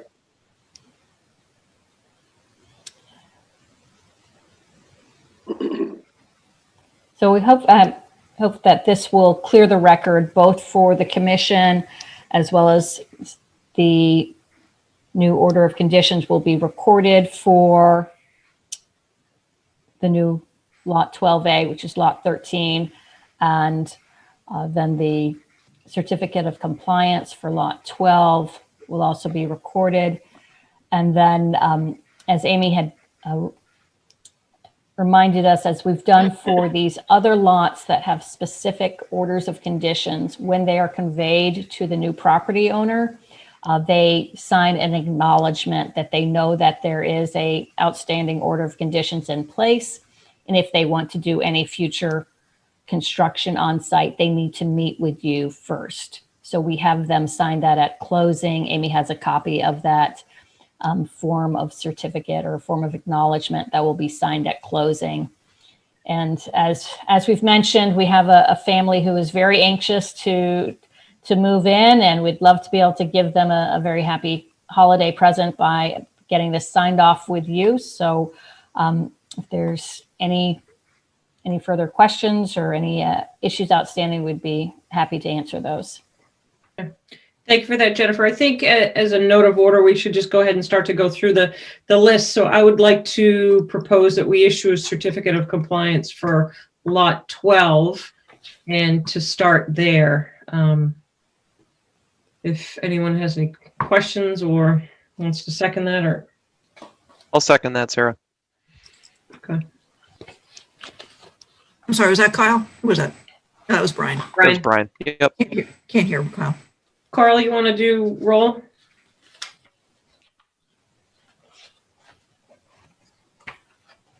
Is he still here? No, he's here. I hit the wrong button. All right, Carl Melberg, aye. Sarah Seward, Aye. Kyle Maxfield, Field, aye. Brian Crowley, Brian Crowley, aye. Andrew Smacco, Aye. James Pickard, James Pickett, aye. Julie Rupp. Julie Rupp, aye. It's unanimous. Okay. Thank you, Carl. So Amy, just to backtrack a little bit in reading some of the notes. So are you in the affirmative to, when we look at lot 3, to with the course of action of issuing an amended order of conditions? So my understanding is that certificate of compliance for lot 12 is basically because to say the house wasn't built, and to wrap it in with 13, and that'll become 12A. Ultimately, that will also need a certificate of compliance, which will include any, if needed, final grading or whatever on what is now lot 12. And then both town council and DEP thought that an amended order of conditions was a perfectly appropriate way to go, that it was not a minor modification, that it wouldn't meet those requirements. So, so the amended order of conditions would basically approve the house and combine the lots, and they would still need to get a certificate of compliance at some point for that. Okay. Is that the question? Yeah, that's the way I understand it. Would they need that certificate of compliance before occupancy? No. Generally, you don't. No. But the new owners will be responsible for getting the certificate of compliance? It'll actually remain an obligation of the developer. That'll be one of our undertakings when we close this. So the having sign off on the amended order of conditions will allow us to get a certificate of occupancy so they can occupy. And then, as Amy and Sarah mentioned, we will need to come back and get a certificate of compliance just when everything is complete. And I think that we should be very close to that, if not ready for that already, if all the if the grass is taken. Is there anything, Matthew, are you aware of anything left on site before we can request that? Nothing. Yeah, I think I would concur with Matt that it's vegetation and time. It's definitely not ready. No. 2 inches of grass isn't ready? Right. Oh, there's erosion and gullies and. No, the gullies were all filled. Did you come out when we invited you back out with the hay bale and the hay on it and the seed and the loom filling those? Yeah, that was like a day before it snowed, so. Okay. But it is done. It is done, right? I could see if the hay bales and silt fences were there and the signs on either end were up, but I could not see the condition of the lawn. So I think, Matt, if you would like to, if you have a chance to go out before this next snowstorm, and if you want to take comprehensive photos and send it to Amy, she can circulate that. That'd be great. I certainly will, Sarah. I want to thank you for that. I filled all those minor trenches in with loom and seeded them, put tackifier down, put straw, busted up straw on each of them, so there is no erosion. So, well, So as just as close it out as quickly as possible, but if Amy's opinion is not being done, So just as a matter of sort of steps of procedure, we will request at a subsequent hearing a order of compliance on the combined lots on 12A. So we can, we will submit that and request that. But as the developer said, I believe everything which had been mentioned thus far has been addressed. And if it's, we'll get you some photos, and hopefully all the grass is looking good out there before we get some snow on it.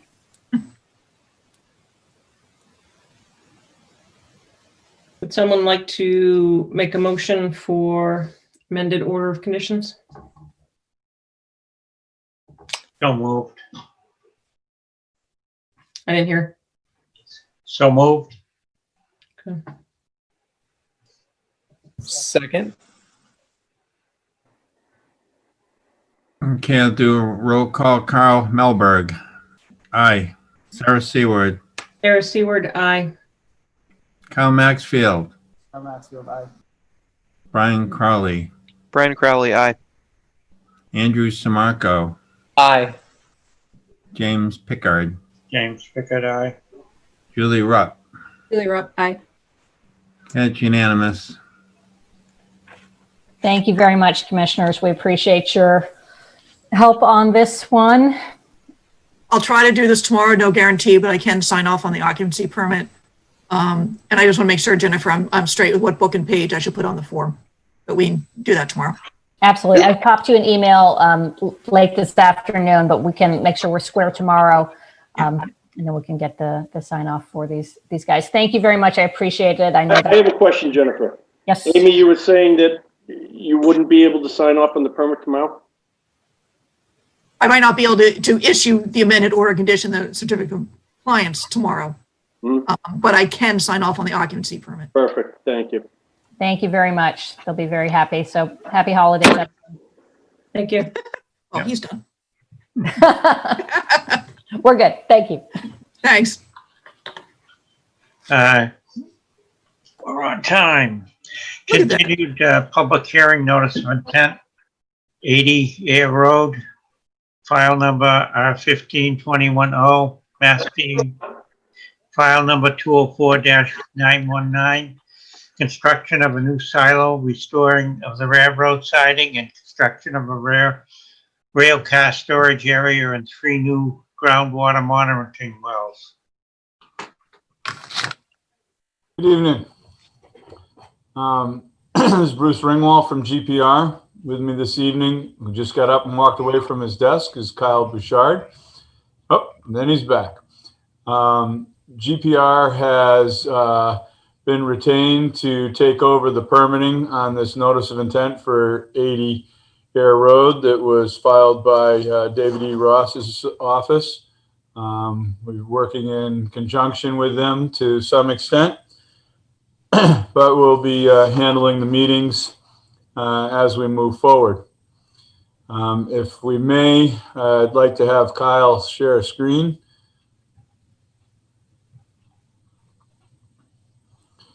Back at your November 30th meeting, there was a number of punch items that list things that you had asked the applicant to do on the site. The screen that's up right now shows the location of the photos. They start in the over in the zone. There you go, photos 1 in the corner. This first photo is showing from here out towards Kings Air Road, and showing the erosion control has been replaced and the equipment stored has been moved back from the edge. Second photo, please, Kyle. Looking in the same place, looking in the other direction, you can see that the equipment has been moved from the edge and the erosion control has been moved all the way down. Keep on going. The same thing here, moving further on down the line. Erosion control has been replaced. Equipment is moved back from the edge. At the points where there is a scupper in the pavement for the runoff into the water quality swale, the erosion control wraps down around that. Keep on going, please. When you get down to the corner where it shows here on the map, photos 5 and 6, and he's flopping us around here. But what they've done is they've come in and they've used the bituminous asphalt to create a berm at the edge of the Jersey barriers and fill the gaps in between. This goes on down. Move to the next one, please. And then where the opening is to the stone filter area prior to the basin, we've got 2 different filter logs in here. The standard wattles in the back and some more dense wattles to the front. And then further on to the north, this is the rail trail to your right and the yard to your left. And this is the replacement of the erosion control along the backside of that area. As you saw, the equipment had been moved out. The crane is no longer leaning over the edge and over the wetland area and or the buffer zone. I think the next picture shows it standing vertical. Yeah, right there shows the thing up in a vertical position. Kyle, if you can go to the aerials, please. This is the site in 2016, just prior to the permits being approved. In 2016 for the replacement of the cement batching plant, the concrete batching plant and the cement silos or bins. The silos and bins are the silver cylinder objects, and then the rest is the other batching. And Kyle, if you want to go to the 2019, and this is the way it looks pretty much today. All that material has been removed. Much cleaner site, much neater scenario in here. They did not get completed the installation of the cement bins. Just so that everybody's clear, real quickly, cement is the dry powder, and then the concrete batching is what occurs between the darker gray building on the left and then over to the conveyor belt where everything is mixed, and then the actual concrete comes out and gets loaded into the trucks and taken to various different sites. The proposed unit silos and stuff are going to go right to the west of that building, right where Kyle's cursor is moving back and forth at this point in time. Kyle, if you can go to our site plan, please. This site plan is a plan that was submitted to you folks, I'm going to say a couple weeks ago by Ross's office. It was dated November 16. This one has been updated just a little bit today. What has occurred here is the rails for the train track spur storage onto the site have been removed. The way that the applicant is moving forward with the cement deliveries and shipping will no longer be using the rail. It'll be coming by trucks the way it has in the past. And so the rail line has been removed from the site. There are 4 existing monitoring wells. They thought a lot more were destroyed, but Kevin Mark from Ross and Corey Godfrey had been on site, and they found the 2 up near Air Road They're still there, and 2 more down to the west of the proposed activity right there are still in place. They've recovered them. They're going to repair and rejuvenate those. And 1 is missing, so at the request of Littleton Light and Water, 1 new one will be added in the location that Kyle is highlighting right now. Then there is the issue of the fines. The fines, what you may call as the dust, the sediment blowing around, that stuff in this general area, the area of the cement and the cement silos, bins, and the concrete batching, this area will be swept, and the fines that are collected here are recycled. They go right back into the mix scenario. Sweeping of the southern lot or the bulk of the parking lot, any fines that come out of that get recycled into basic aggregate that comes up from the site. There was a comment about an outstanding order of conditions, 204-828, which has expired. We agree with the commission that this order of conditions needs to be closed out, but we would like to request that it's closed out at the same time as the closeout of a hopefully soon to be issued order of conditions for the cement bins and the truck scale. The order conditions 828, previous one that's expired, as do many of your conditions, states that if there's any changes in the site plan, they need to come back before the commission to discuss those changes, and a new order may be necessary. Ross's office felt that where the other one had expired, and they were moving the location of the bins and the truck scale. By your location 301-715. I got some overrun here. 8592. Phone just in case. There you go. Thank you. There were 3 bins previously on the plan, and the location of the bins and the scale were in a different location. So now we're at 2 bins and the scale in a slightly different area. There is no new impervious area, as has been previously discussed, requested or required for this. It's going over the existing areas of pavement. And this is something that once they're installed, we could easily close out both orders of conditions by doing the necessary as-built plans and then closing them out, making clear and note the differences on the old order 828 versus the new one 919. Another issue that was raised by the commission in the prior meetings and hearings was the question as to whether or not there was a multi-sector general permit from NIPIDs for the site. There most clearly should be, but there is not.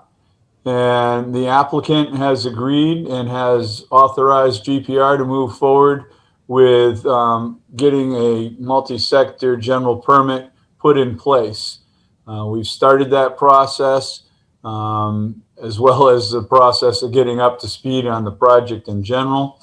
And we'd like to suggest and request that a condition be put on this order of conditions for that multi-sector permit, such that we'll have that multi-sector permit filed on or before mid-February,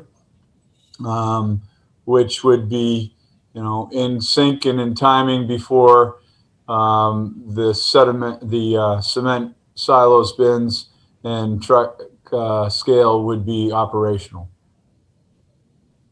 And I think I've covered most of the comments and most of the things you've had. I know there was a site walk with, I believe, Brian and Carl on December, I think it was the 2nd or 3rd.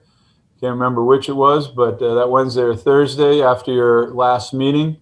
And I think that they can attest to what was shown in the photos and what we've said, that the site's been cleaned up. Oh, another issue that was a comment that came up was that there was dirty, a lot of the barge equipment was dirty, and there was evidence of marine life on them. We've talked with the applicant. The applicant has agreed that as part of the O&M with the multi-sector general permit, that they would clean off the materials on site when the materials leave a wet site or a commercial site, and before they come back to the yard. And that's just another thing that can be added in as a condition, but we'll also make it part of the multi-sector general permit. And I know you guys got a lot on your docket, but I tried to cover as much as I could in a short period of time, and turn it over to you for questions. Anybody got any comments or questions? And Bruce, the pH? Oh, thank you. The pH. Kyle, I missed those slides. My bad. My notes, my shorthand notes were so short, I jumped right over them. So, Kyle, if you pull that down for 1 second, you'll see there. No, remove that, please. Yep. There you go. You'll see there's 3 spots on the plan here, S1. And then you can see if Kyle blows it up just a little bit larger. It slides that around just a bit. Perfect. A little higher up there, then we can read the testing results. Perfect. So S1 is taken in the existing detention basin in the southern portion of the site. That pH level was at 6.6. S2 is taken in the basin in the middle of the site, right below the concrete batching area, and that pH is at 6.3. And S3 is taken in the no-name brook as it enters onto the property underneath the railroad tracks, and that one's at 6.2. So the general range for fresh water is kind of between 6 and 9 on the pH level. We're right in that range. When you look at cold water bodies, I think it's 6.5 to 8.2, give or take a little bit in there. It kind of brings that range in a little bit tighter. This is not a cold water body brook, but it's just kind of giving you a reference point between those two. So the pH appears to be good. Actually, the pH on site is helping the pH, would help the pH in the river. We did not take a sample down gradient of it, but it's pretty minimal water coming onto the site versus that which is in the brook and traveling through. So probably has a very minimal impact. Bruce, can we just slide that particular map so that we can see the area of S1? And I'm just trying to see the end of the locus, because on one of the previous site walks, that was an area that seemed to have almost like an overflush. It had a lot more organics. There was beaver activity down there. So I'm actually pleased to see that that number was not higher. That's why I was curious to see where that S1 really was. Okay. Yeah, it was taken right after the sediment forebay and into the basin itself, where there is a lot of organic. That's where there's a lot of cattails and wetland vegetation. And there's a beaver residing there as well. I'll take your word for it. We saw it. Yeah. I didn't see you or her. Okay. Can you, I know you submitted some documents that the commissioners haven't had a chance to see. I did send around some of those emails just prior to the meeting. Do you want to just go over what they're going to have to look at if you haven't already? Basically, they're what we just went through. They're exactly what we just went through. Okay. We've been, as I say, we've been like scurrying to get up to speed.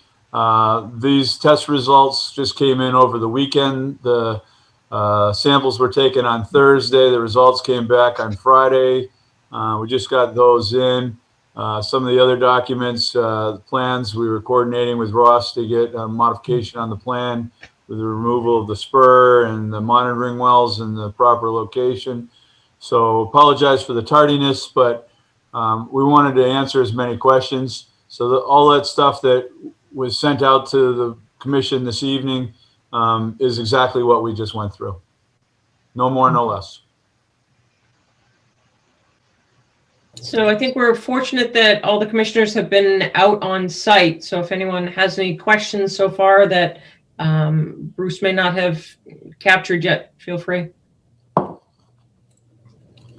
Hey, Bruce, who did the samples? I actually just opened Sarah's email and I see. Kyle, bring it up right here. It's Neshoba Analytical. Oh, okay.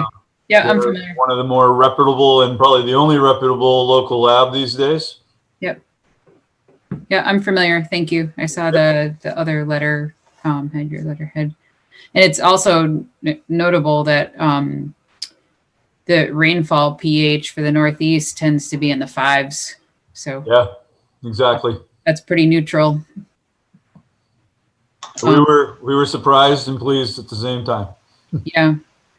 And then I'm happy to hear that you were brought on board and are moving forward with the multi-sector general permit, because I think that overlaps quite a bit with some of the control concerns that we had. I did see that a lot of the containers had been moved, and biofouling, I think, is usually the term that's used for marine life that's stuck on equipment and whatnot. So Amy, we would want to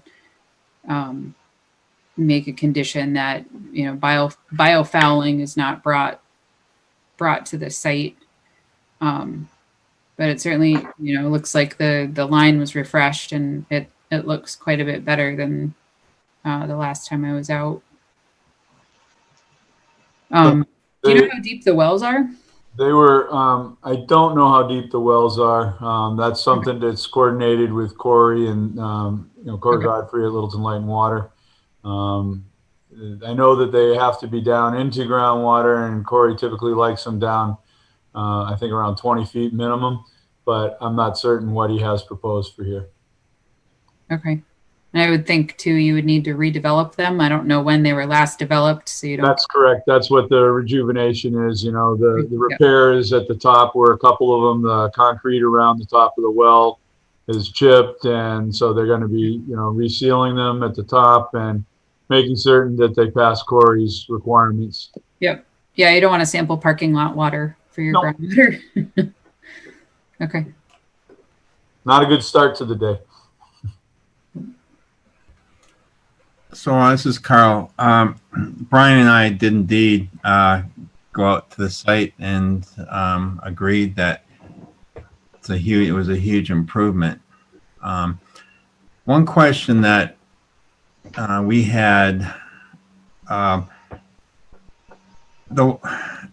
think if you had a more permanent, like right now you got wattles down, which is great, and then where the water flows off the site, you've got it 3 or 4 back to back to back, and I was just wondering if there was potential to do a more permanent fix, especially where the water mainly runs off that lot.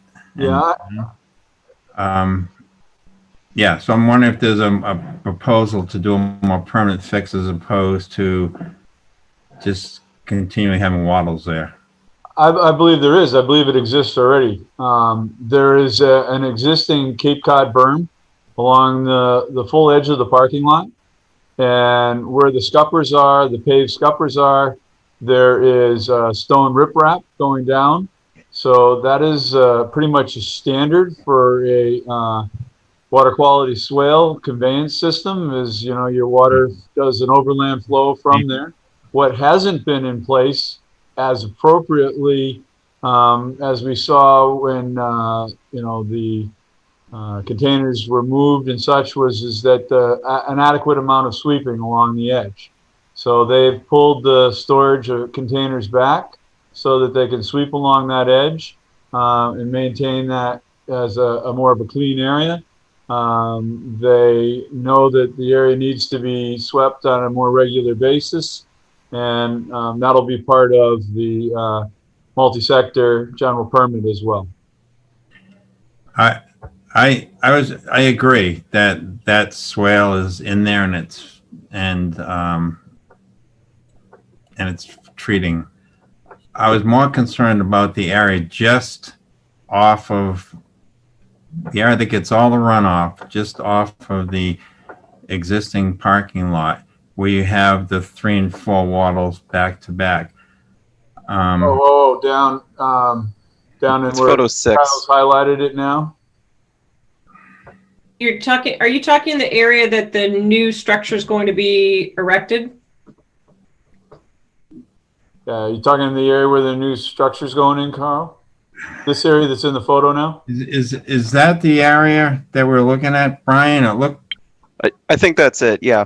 Yeah. Okay, so if you bring that photo back up, so this area, much like the other area, it discharges into this stone catchment area. So again, the organic wattles that have been asked to be put up, the applicant put up immediately because they're asked to. But these BMPs that were in place per the design guidelines of the Mass Stormwater Manual, adopted by Littleton and the Littleton Stormwater Manual as well. So I don't think that there's really a need for them. Obviously right now, when they do the little bit of construction where they take up a little bit of asphalt to put in a concrete footing for the bins, there's a chance of some sediment there, but they're doing a much better job of sweeping and maintenance, and that will be and is an ongoing requirement for them to maintain. But if you look into the stone in that area when you're on site, or as well into the stone at the base of the scuppers conveying into the water quality swale that conveys to the sediment forebay, all of those are places that are intended to trap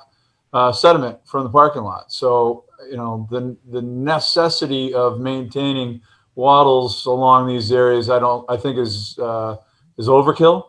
The O&M calls for the water quality swale and the basins to be checked for sediment and cleared as necessary. And again, those will be added into the multi-sector general permit. So is that the only area of the parking lot that runs off down into that water quality swale? Like the entire southern parking lot is graded so that it goes basically from the northeast to the southwest, which is the upper left side of that view to the lower right side of that view that you're looking at. So the water quality swale starts at about the middle. Kyle, if you can highlight, there you go. Where his cursor is now, right in the center of the parking, that's where the water quality swale begins. And it has 1, 2, 3 check dams within it, I believe. Stone check dams within that help get it there before it gets to the sediment forebay. So, that whole parking lot drains in that southwesterly direction. Bruce, can you bring us up to speed on, I know that we had some challenges prior with the O&M and just the cleaning of the silt sacks or the monitoring, and where we are with checking on those swales and the forebays. I know they started with, breaking back some of the vegetation to open it up, but where are we kind of like coming into 2016 when the old O&M, like how have we come up to date and where are we? I know you may not have spent much time out on site, but to kind of bring us up to date on what's happening now with cleaning those areas. Okay, so I'm going to start and then I'll let Kyle supplement in because he's been out on site much more than I have, but have been out a couple times. The O&M that exists right now was put in place in 2013. It was slightly modified in 2016. So that O&M is what they have and what they've been quote unquote operating by. They do have and have been keeping logs, but not meticulously. As you're aware, or as at least Julie and I think Brian are aware, when you're in a NIPIDs and you have especially a multi-sector or even a construction NIPIDs, general permit, you got to be making those logs, because if someone shows up and asks for them and you don't have them, then the fines start heavy. And they're not from you guys, they're from the upper levels. So I think that we're going to have, and they're very aware of this. They have personnel on site that has been made aware of the situation and the need for the general maintenance relative to the O&M. The silt sacks have been replaced in the catch basins throughout the entire site. There aren't that many of them. A number of the drainage structures were removed when they repaved the parking lot in, I think it was 2002, 2003, to pitch it so that it drains this way, because before the entire parking lot pitched from the southeast to the northwest. And now it's diverted in the opposite direction so that it's not overwhelming the basin in the center of the site. So that will be much more relative to the maintenance. I don't remember, Kyle, do you remember what this timing was on the sediment removal and the basins and or the water quality swale?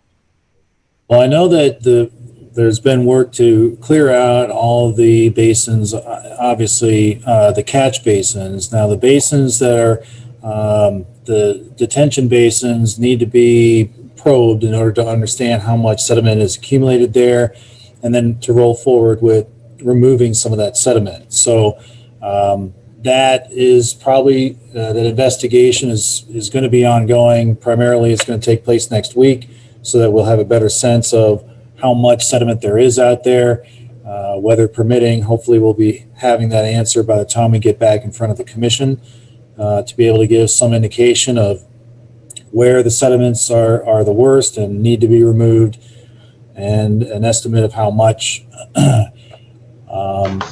And that's currently, we're under investigation of what is needing to be done to remove those sediments. So there's still quite a bit of discovery going on in these coming weeks as you've taken over. We think we've really gotten as far as what's necessary on this. We've gotten ourselves pretty much up to speed, and had really good, productive conversations with the property owners and the managers of the property. The issue that we have discovery on is working on filling out the multi-sector permit. That's the thing that's going to take a little bit of time, but that's above and beyond what is necessary in order to permit for these silos. Again, we totally agree it needs to happen. The applicant agrees it needs to happen, and we're totally on board with it being a condition to have it in place prior to the operation of the facility. The applicant has moved forward with several additional record-keeping measures to make sure that they're tracking not only, as we talked about, the biofouling, tracking those containers wherever they are coming from, in addition to the cleaning, but also for regular inspection of all the silt sacks and all the catch basins, the regular sweeping when that's done. Identifying, in each of the structures that the sediments are at a low level or an acceptable level until they need to be cleaned out, as in accordance with the O&M that's been put in place. There needs to be some embellishment in that O&M, and that will take place with the multi-sector general permit, along with the annual and quarterly reporting that will be necessary underneath that permit. So we're certainly taking great strides in order to bring all that together. But again, as Bruce mentioned, that's to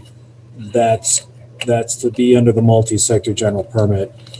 What we have right now is really effectively talking just about the scale, these bins, and the erosion controls that have been put in place as a result of taking action in order to be proactive with protecting the resource area buffers. This is a point of order. So you referenced the O&M for the multi-sector permit, but that's something that's imperative for us to have ahead of. We recognize that permit might take some time, but the O&M is something that I feel is important to have updated fairly quickly as well, because I think prior to you all coming in, we had just serious concerns just on silt sacks. They were filling within one day, and there has to be a reason why they were filling.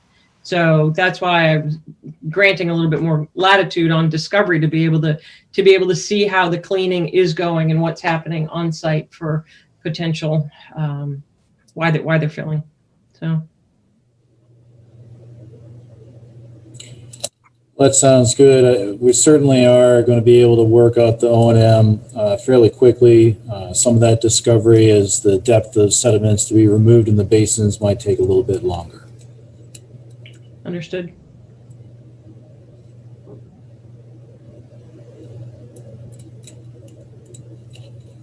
Right, and so just to piggyback a little bit on what Sarah said, the O&M and then by extension the multi-sector general permit are evidence that the site is under control with respect to stormwater, and really up until a few weeks ago and until you got involved,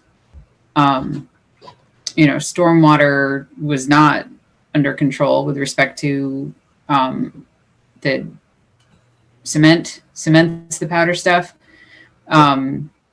being controlled and not in training in the stormwater and running off, parking lot sweeping, inappropriate storage and that type of thing. And so, some of these things are evidence that the site is controlled and the stormwater on the site is controlled in the first place. And that the O&M is up to speed with what is required at the site. We totally agree on the O&M portion. On the stormwater on the site, it appears to be working fine. There's not a lot of sediment buildup in the water quality swale or the sediment forebay from initial viewing on the site. The forebay wasn't overtopped, the swale wasn't overtopped. That's all seemed to be in place. The same with the basin in the middle of the site. The water was flowing into it, and as you can see from the pictures, there's not a lot of sediment in that rock forebay leading into the basin area. So, I agree that the O&M needs to be updated. I agree that there needs to be more sweeping and checking on the silt sacks. But if the silt sack's full and the water overtops the basin, the water's flowing in the direction of these other structures, and it has the backups of the other drainage measures that are there, and they are working.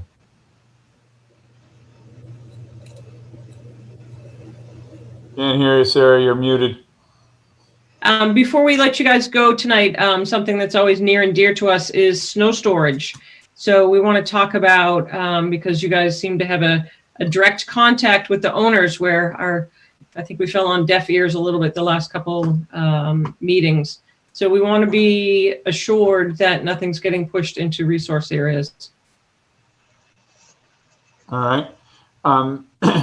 Certainly we'll look at that and find out what their setup, what their levels are and where their snow storage is set for. We'll have that for you prior to the next meeting. Is there anything else that you want of us prior to this next meeting? Okay, I'd like to, I know that all this stuff was just dumped on you this evening. Some of it is things that, like, I believe that is the photos and the map. I don't know, Amy, if that made it to you after the 30th meeting of November. Did? Okay, so that was not something that's new. That was something that you had, but we weren't sure that it made it through the whole commission, so we wanted to make sure we had it to review. Kevin was kind of strapped where it was pouring rain right before the last meeting and didn't really get a chance to get photos until the day after the meeting, but he got right out there and got them and prepared that document. So we respectfully would like you guys to have time to review all that stuff. We'd like to be on your agenda for the 28th. We'd like to be moving towards wrapping up on the 28th. If it's a new O&M that you need to have, or a draft O&M that you need to have for that meeting to get us to that point, that we can do that. And we can have that to you in advance of the 28th, a week from now, so that you have a week to review it prior to the 28th. But we'd like to try to wrap up so that they can move forward towards getting their building permit if necessary, so that they can get these bins up and running. If they don't get up and running soon, it puts a real big impact on the facility being successful. So, we really want to do whatever we can to make all that work out and supply you folks with whatever it is that you might need, so that hopefully we can close out the request for this notice of intent to an order of conditions, so that we can move in forward. Not holding up anything else. Again, we're going to get that multi-sector special permit, multi-sector general permit to you, as well as an updated O&M. I think it would be helpful, Bruce, if you're asking the question about the O&M. I think that would be helpful to go through next hearing. It might button up any issues.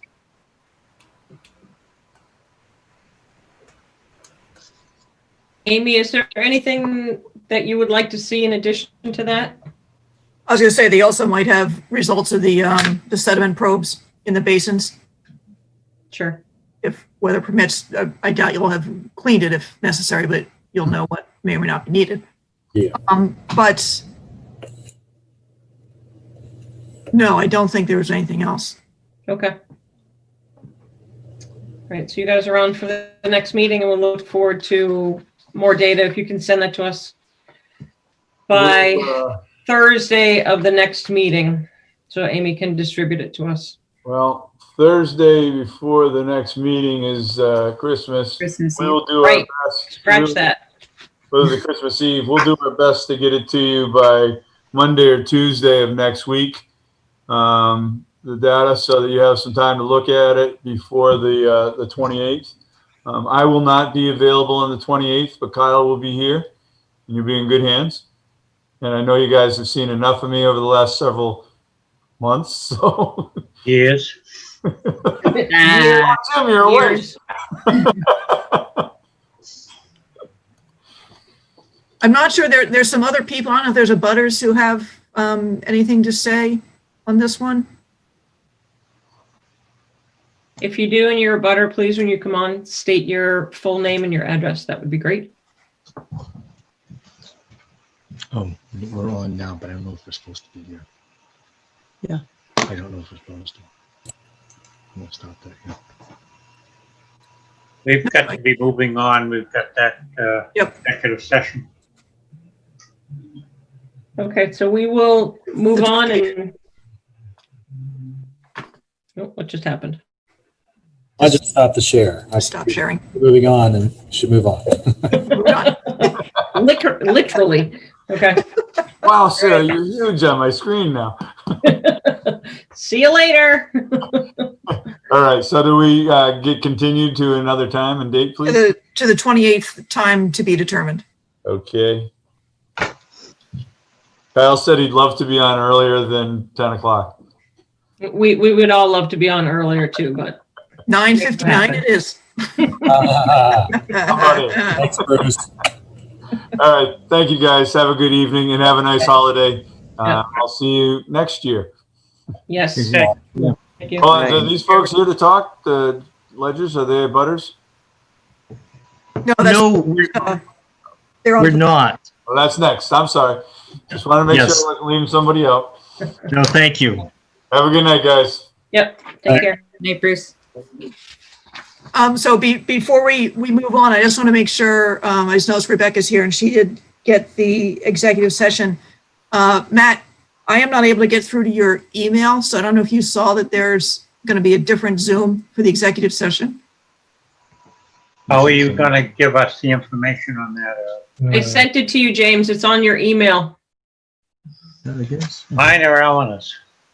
It's the Gmail one. So, but we do have a discussion for 16 Middlesex, prior I'm sorry. to. Can I Matt, did you get that information? I don't think so, no. Do you have another email I can try sending it to? No, it should work on my regular. I can pull it up again. Hold on.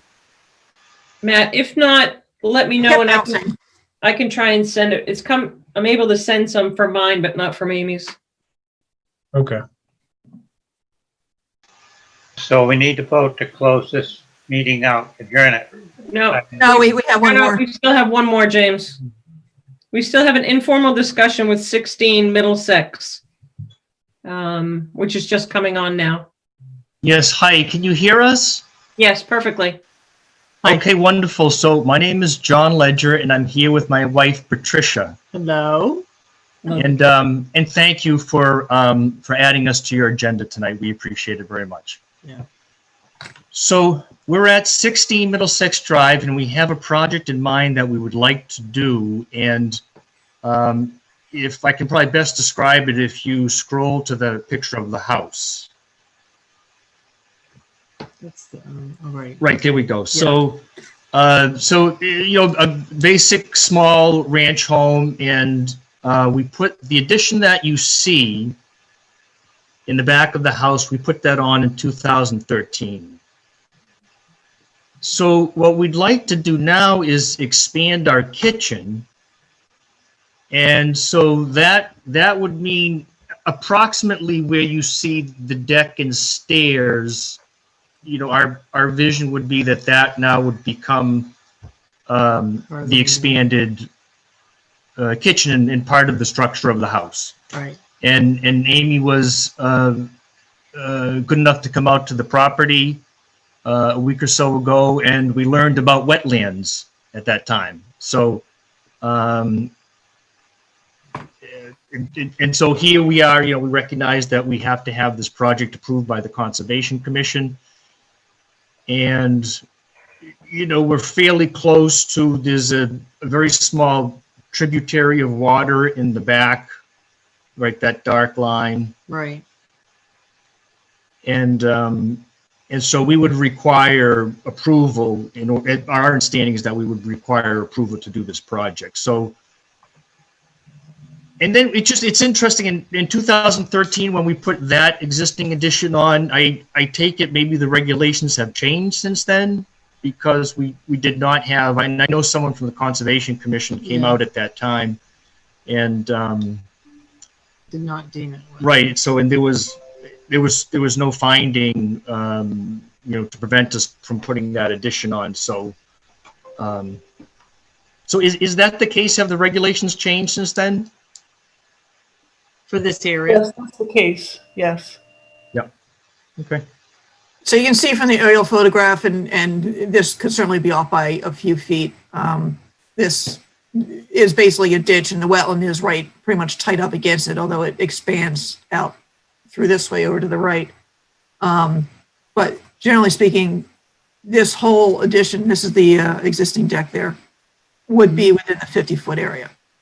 Was the wetland flagged at the time you put your addition in, so that you have a sort of approximate distance between the wetland line and your house?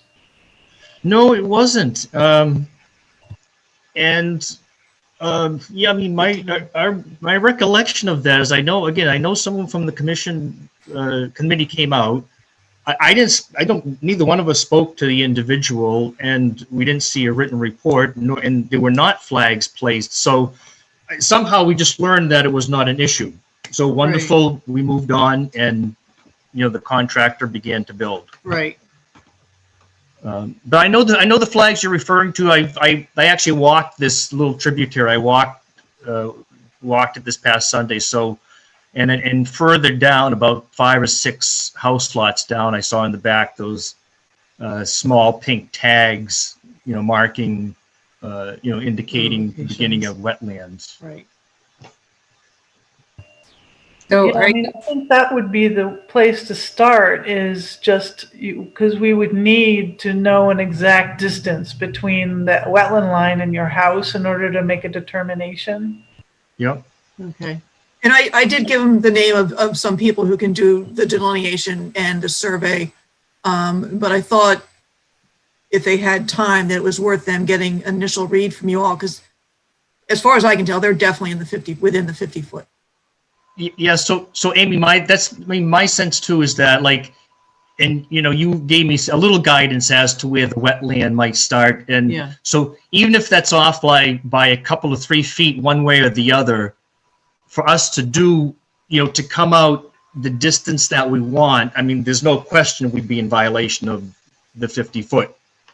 Even if it was, like I say, you indicated a certain spot, even if that was, we could push that back a couple of feet, we'd be well within that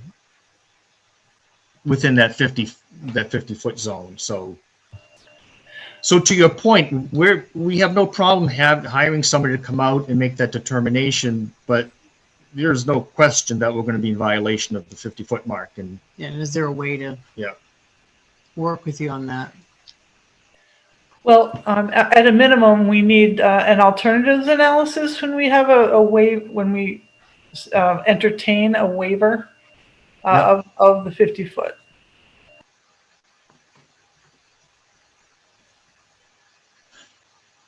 So that means looking at alternatives that may go out the other way, the other direction, to say if you're looking at your house right now, to the left of your house, or just other options that wouldn't violate the 50.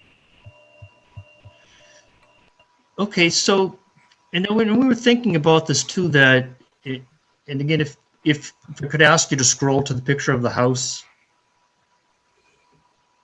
Yeah, there. So, I mean, I think the majority of the structure that you see, the deck, I mean, based on what we've now learned about the 50 foot regulation, I think the majority of what you see, the deck and the stairs, would be in violation. So, is there a case that can be made that because we have the precedent of what you see in this picture, if we kept to that same footprint, is that something that can be considered? This structure exists now, and it was legal and permitted when it was done.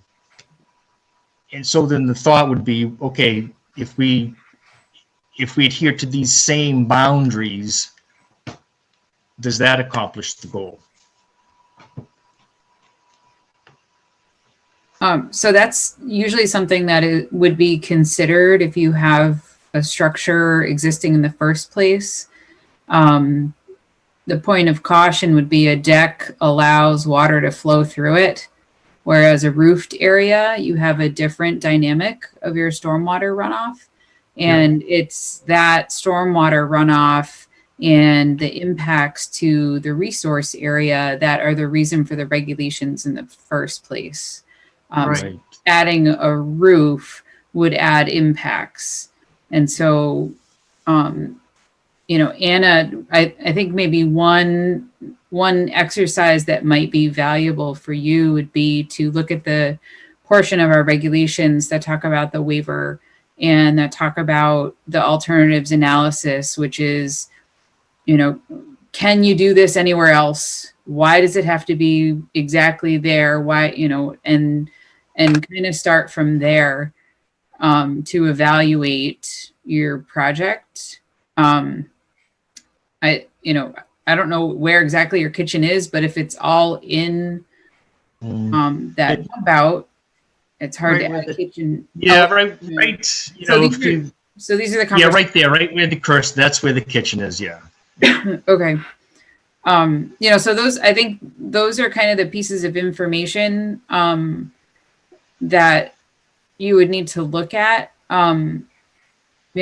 In general, the reason for the regulation is to protect the resource area. The little stream behind your property runs down the hill and runs into Long Lake. And Long Lake is an impaired water body. And so we need to, development is one of the contributors to the poor water quality. And so therefore you have regulations for it. And then therefore you have hoops for your project. And so I would start at, looking at our waiver requirements and see where that takes you. And then another step would be where exactly is the wetland, because a couple feet can make a difference in design. If you get to that point. And I would think we would, be happy to talk to you again, if you had information, to think about the project a little more. But the equivalency of a deck with a roofed structure is kind of inherently problematic. And you would still also have the threshold of the public interest. Yep. I'm sorry, Amy, of what? Of the public interest, of showing that there's a benefit somehow to the wetlands for doing this, as well as the alternatives analysis and the stormwater control. Right. And So then- some things other projects have done is get rid of lawn, and do plantings of native shrubs, for example, or native herbaceous flowers. So you Right. get rid of the lawn buffer, and so that's one example of what other projects have done, but every project's different. Yeah. And other examples are to increase the management of your stormwater above what is there now. So benefit the, either the length of time the water can go through the ground before it gets to the stream would be beneficial, or to slow it down a lot. Right, and we were thinking along those lines too, that and we understand. Amy had explained that we understand the concept. Okay, you put a roof now, it pushes all that stormwater out and closer to the wetland area. But there must be ways to address that with like drainage design systems, I would think. And I know, I think, Julie, you were just mentioning like maybe you replace grass with native shrub. Maybe that's one way to address that. But just thinking about the concept of the design of a drainage system. Yeah, certainly. And if your house has, my house was built in the 50s. I have, I'm up high on a hill, but I have, 1950s gutters, and it just runs off into my yard. And so that's something you could look at is, better capture, like drain. That is certainly something to look at, is better drainage. Yeah. What we have now, it drains onto crushed stone, so it kind of disperses it and holds some of it. When it comes off the deck, it doesn't come onto the deck, comes into that drain, and it comes down where you can see the opening there. It's all crushed stone, and we purposely did it that way. Yeah. It just helps disperse the rain. Right. Yeah, you get slows high it down. energy erosion. Yeah. Right. So then the idea was to marry the two rooms together, not to put another wing on the other end of the house. Sort of to Plus that's where the kitchen is, right? So Yeah. I don't know how you could do it Move it, otherwise. right.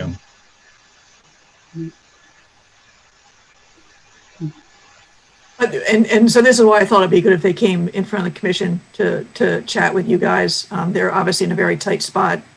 And I'd have to check the files, but I think this might be the first time you would approve a structure in the 50-foot. First time, wow. I think, certainly, septic systems, definitely. Yep. There was, he wasn't in the 50-foot. There was the house over on Mill Road where they actually had to relocate their addition to stay out of the 50. I'd have to go back through the files and see where you've been on this. Wasn't there one, there was one near, was it Mill Pond or no? Gosh, I can't remember, but they had an existing house and they built in the 50, didn't they? And they had to do a whole bunch of planting But they were no closer What? than the existing footprint. Yeah, Yeah, I don't think no we've had closer. anybody any closer. Right. I do think that's true. I mean, my suggestion about the alternatives analysis and looking at the bar of the waiver was, before you go spend, $1,000 or more on a wetlands delineation, Right. looking more at what that alternatives analysis requires and looking at, it has to meet one of three standards. Public benefit is the one that most projects seem to, end up under. But that was part of the reason for that, was to, look at how high the bar is, for the project that you want, before spending, again, like $1,000 on a wetlands delineation. Although the wetlands delineation will give them a better idea of what the parameters are that they could move within. If they had options outside of the 50 or not, or things I like. mean, I think the 50-foot is pretty close up against this existing wall. Oh. Yeah. We met Amy. We took I got a 100-foot tape measure, and it was like it came in just under like 54 feet to that wall. 30 to the room, 32 to the first Right, room. 30. So if you look on the right-hand side of the picture, that corner, that was about 34 feet. And then to the window, with the kitchen window, that was about 54 feet. Yeah. So in other words, you could expand your kitchen by 4 feet without getting into the 50. It sounds like, that's what our conclusion was, yeah. And then, economically, then you have to really question whether it's, it makes sense to spend that kind of money, for 4 feet. But, so Julie, on that, I did read a little bit about that, about like the alternatives analysis. It's like, but just by the nature of this project, like we could never present it as like a public benefit though, right? Because, I'm sorry. We've got to close this out. We've got a meeting scheduled. Okay. Then we will, we take your guidance. We thank you for it. We thank you for your time. And Amy, I'll be in touch, and hopefully we can be on the next agenda for the next meeting. Okay. Thank you. All right. Thank you Thanks, very everybody. much. All right. Thank you. Thank you. Bye-bye. So what we need to do is to make a motion to close tonight's hearing. And then, but prior to doing that, I'd like to make sure that everybody has the next Zoom. Matt, I did send it to you. I don't know if you got it. Yeah, I got it from Kyle. Or Okay. from whoever's Sarah, probably sent it. Yeah. Yep. Sorry, Rebecca. So I drafted a motion. So technically you won't be, rather than having a motion to close out this hearing, if you could use the motion that I drafted, that'll be more precise. Got it. So we're not closing this. We're going to make a motion to enter into executive session. So the chairman would need to declare this, that the discussion is an open session, will have a detrimental effect. So here's what we were going to propose for this. So Rebecca, as co-chair or vice chair, can I do this on his behalf? Because I don't think he has those wording. Yeah, I think that's fine. Okay. As stated, I will entertain a motion to enter into executive session pursuant Mass General Law C30A 21-A-3 for the purpose of discussing strategy with respect to the following litigation matters, discussion of which in an open meeting may have a detrimental effect on the commission's litigating position, as I so declare. And that is McDonald v. Kazokis and Littleton Conservation Commissioners, Middlesex County Superior Court Civil Action Number 178 CV 02814, and McDonald versus Kazokis and Littleton Conservation Commission, Middlesex County Superior Court Civil Action Number 2081 CV 02098. So that The is commission not to return to open session. correct. So moved. So I still see John Ledger's name up on there. We're going to move to a different meeting. Yep, we're going to move to a different platform. So, but we have to Get on a new Zoom. So I made the motion and you have a second. I'm sorry, who seconded? Julie? Second. All right, I'll do a roll call. Carl Melberg, yes. Sarah Seward, Yes. Kyle Maxfield, Brian Crowley, Brian Crowley, aye.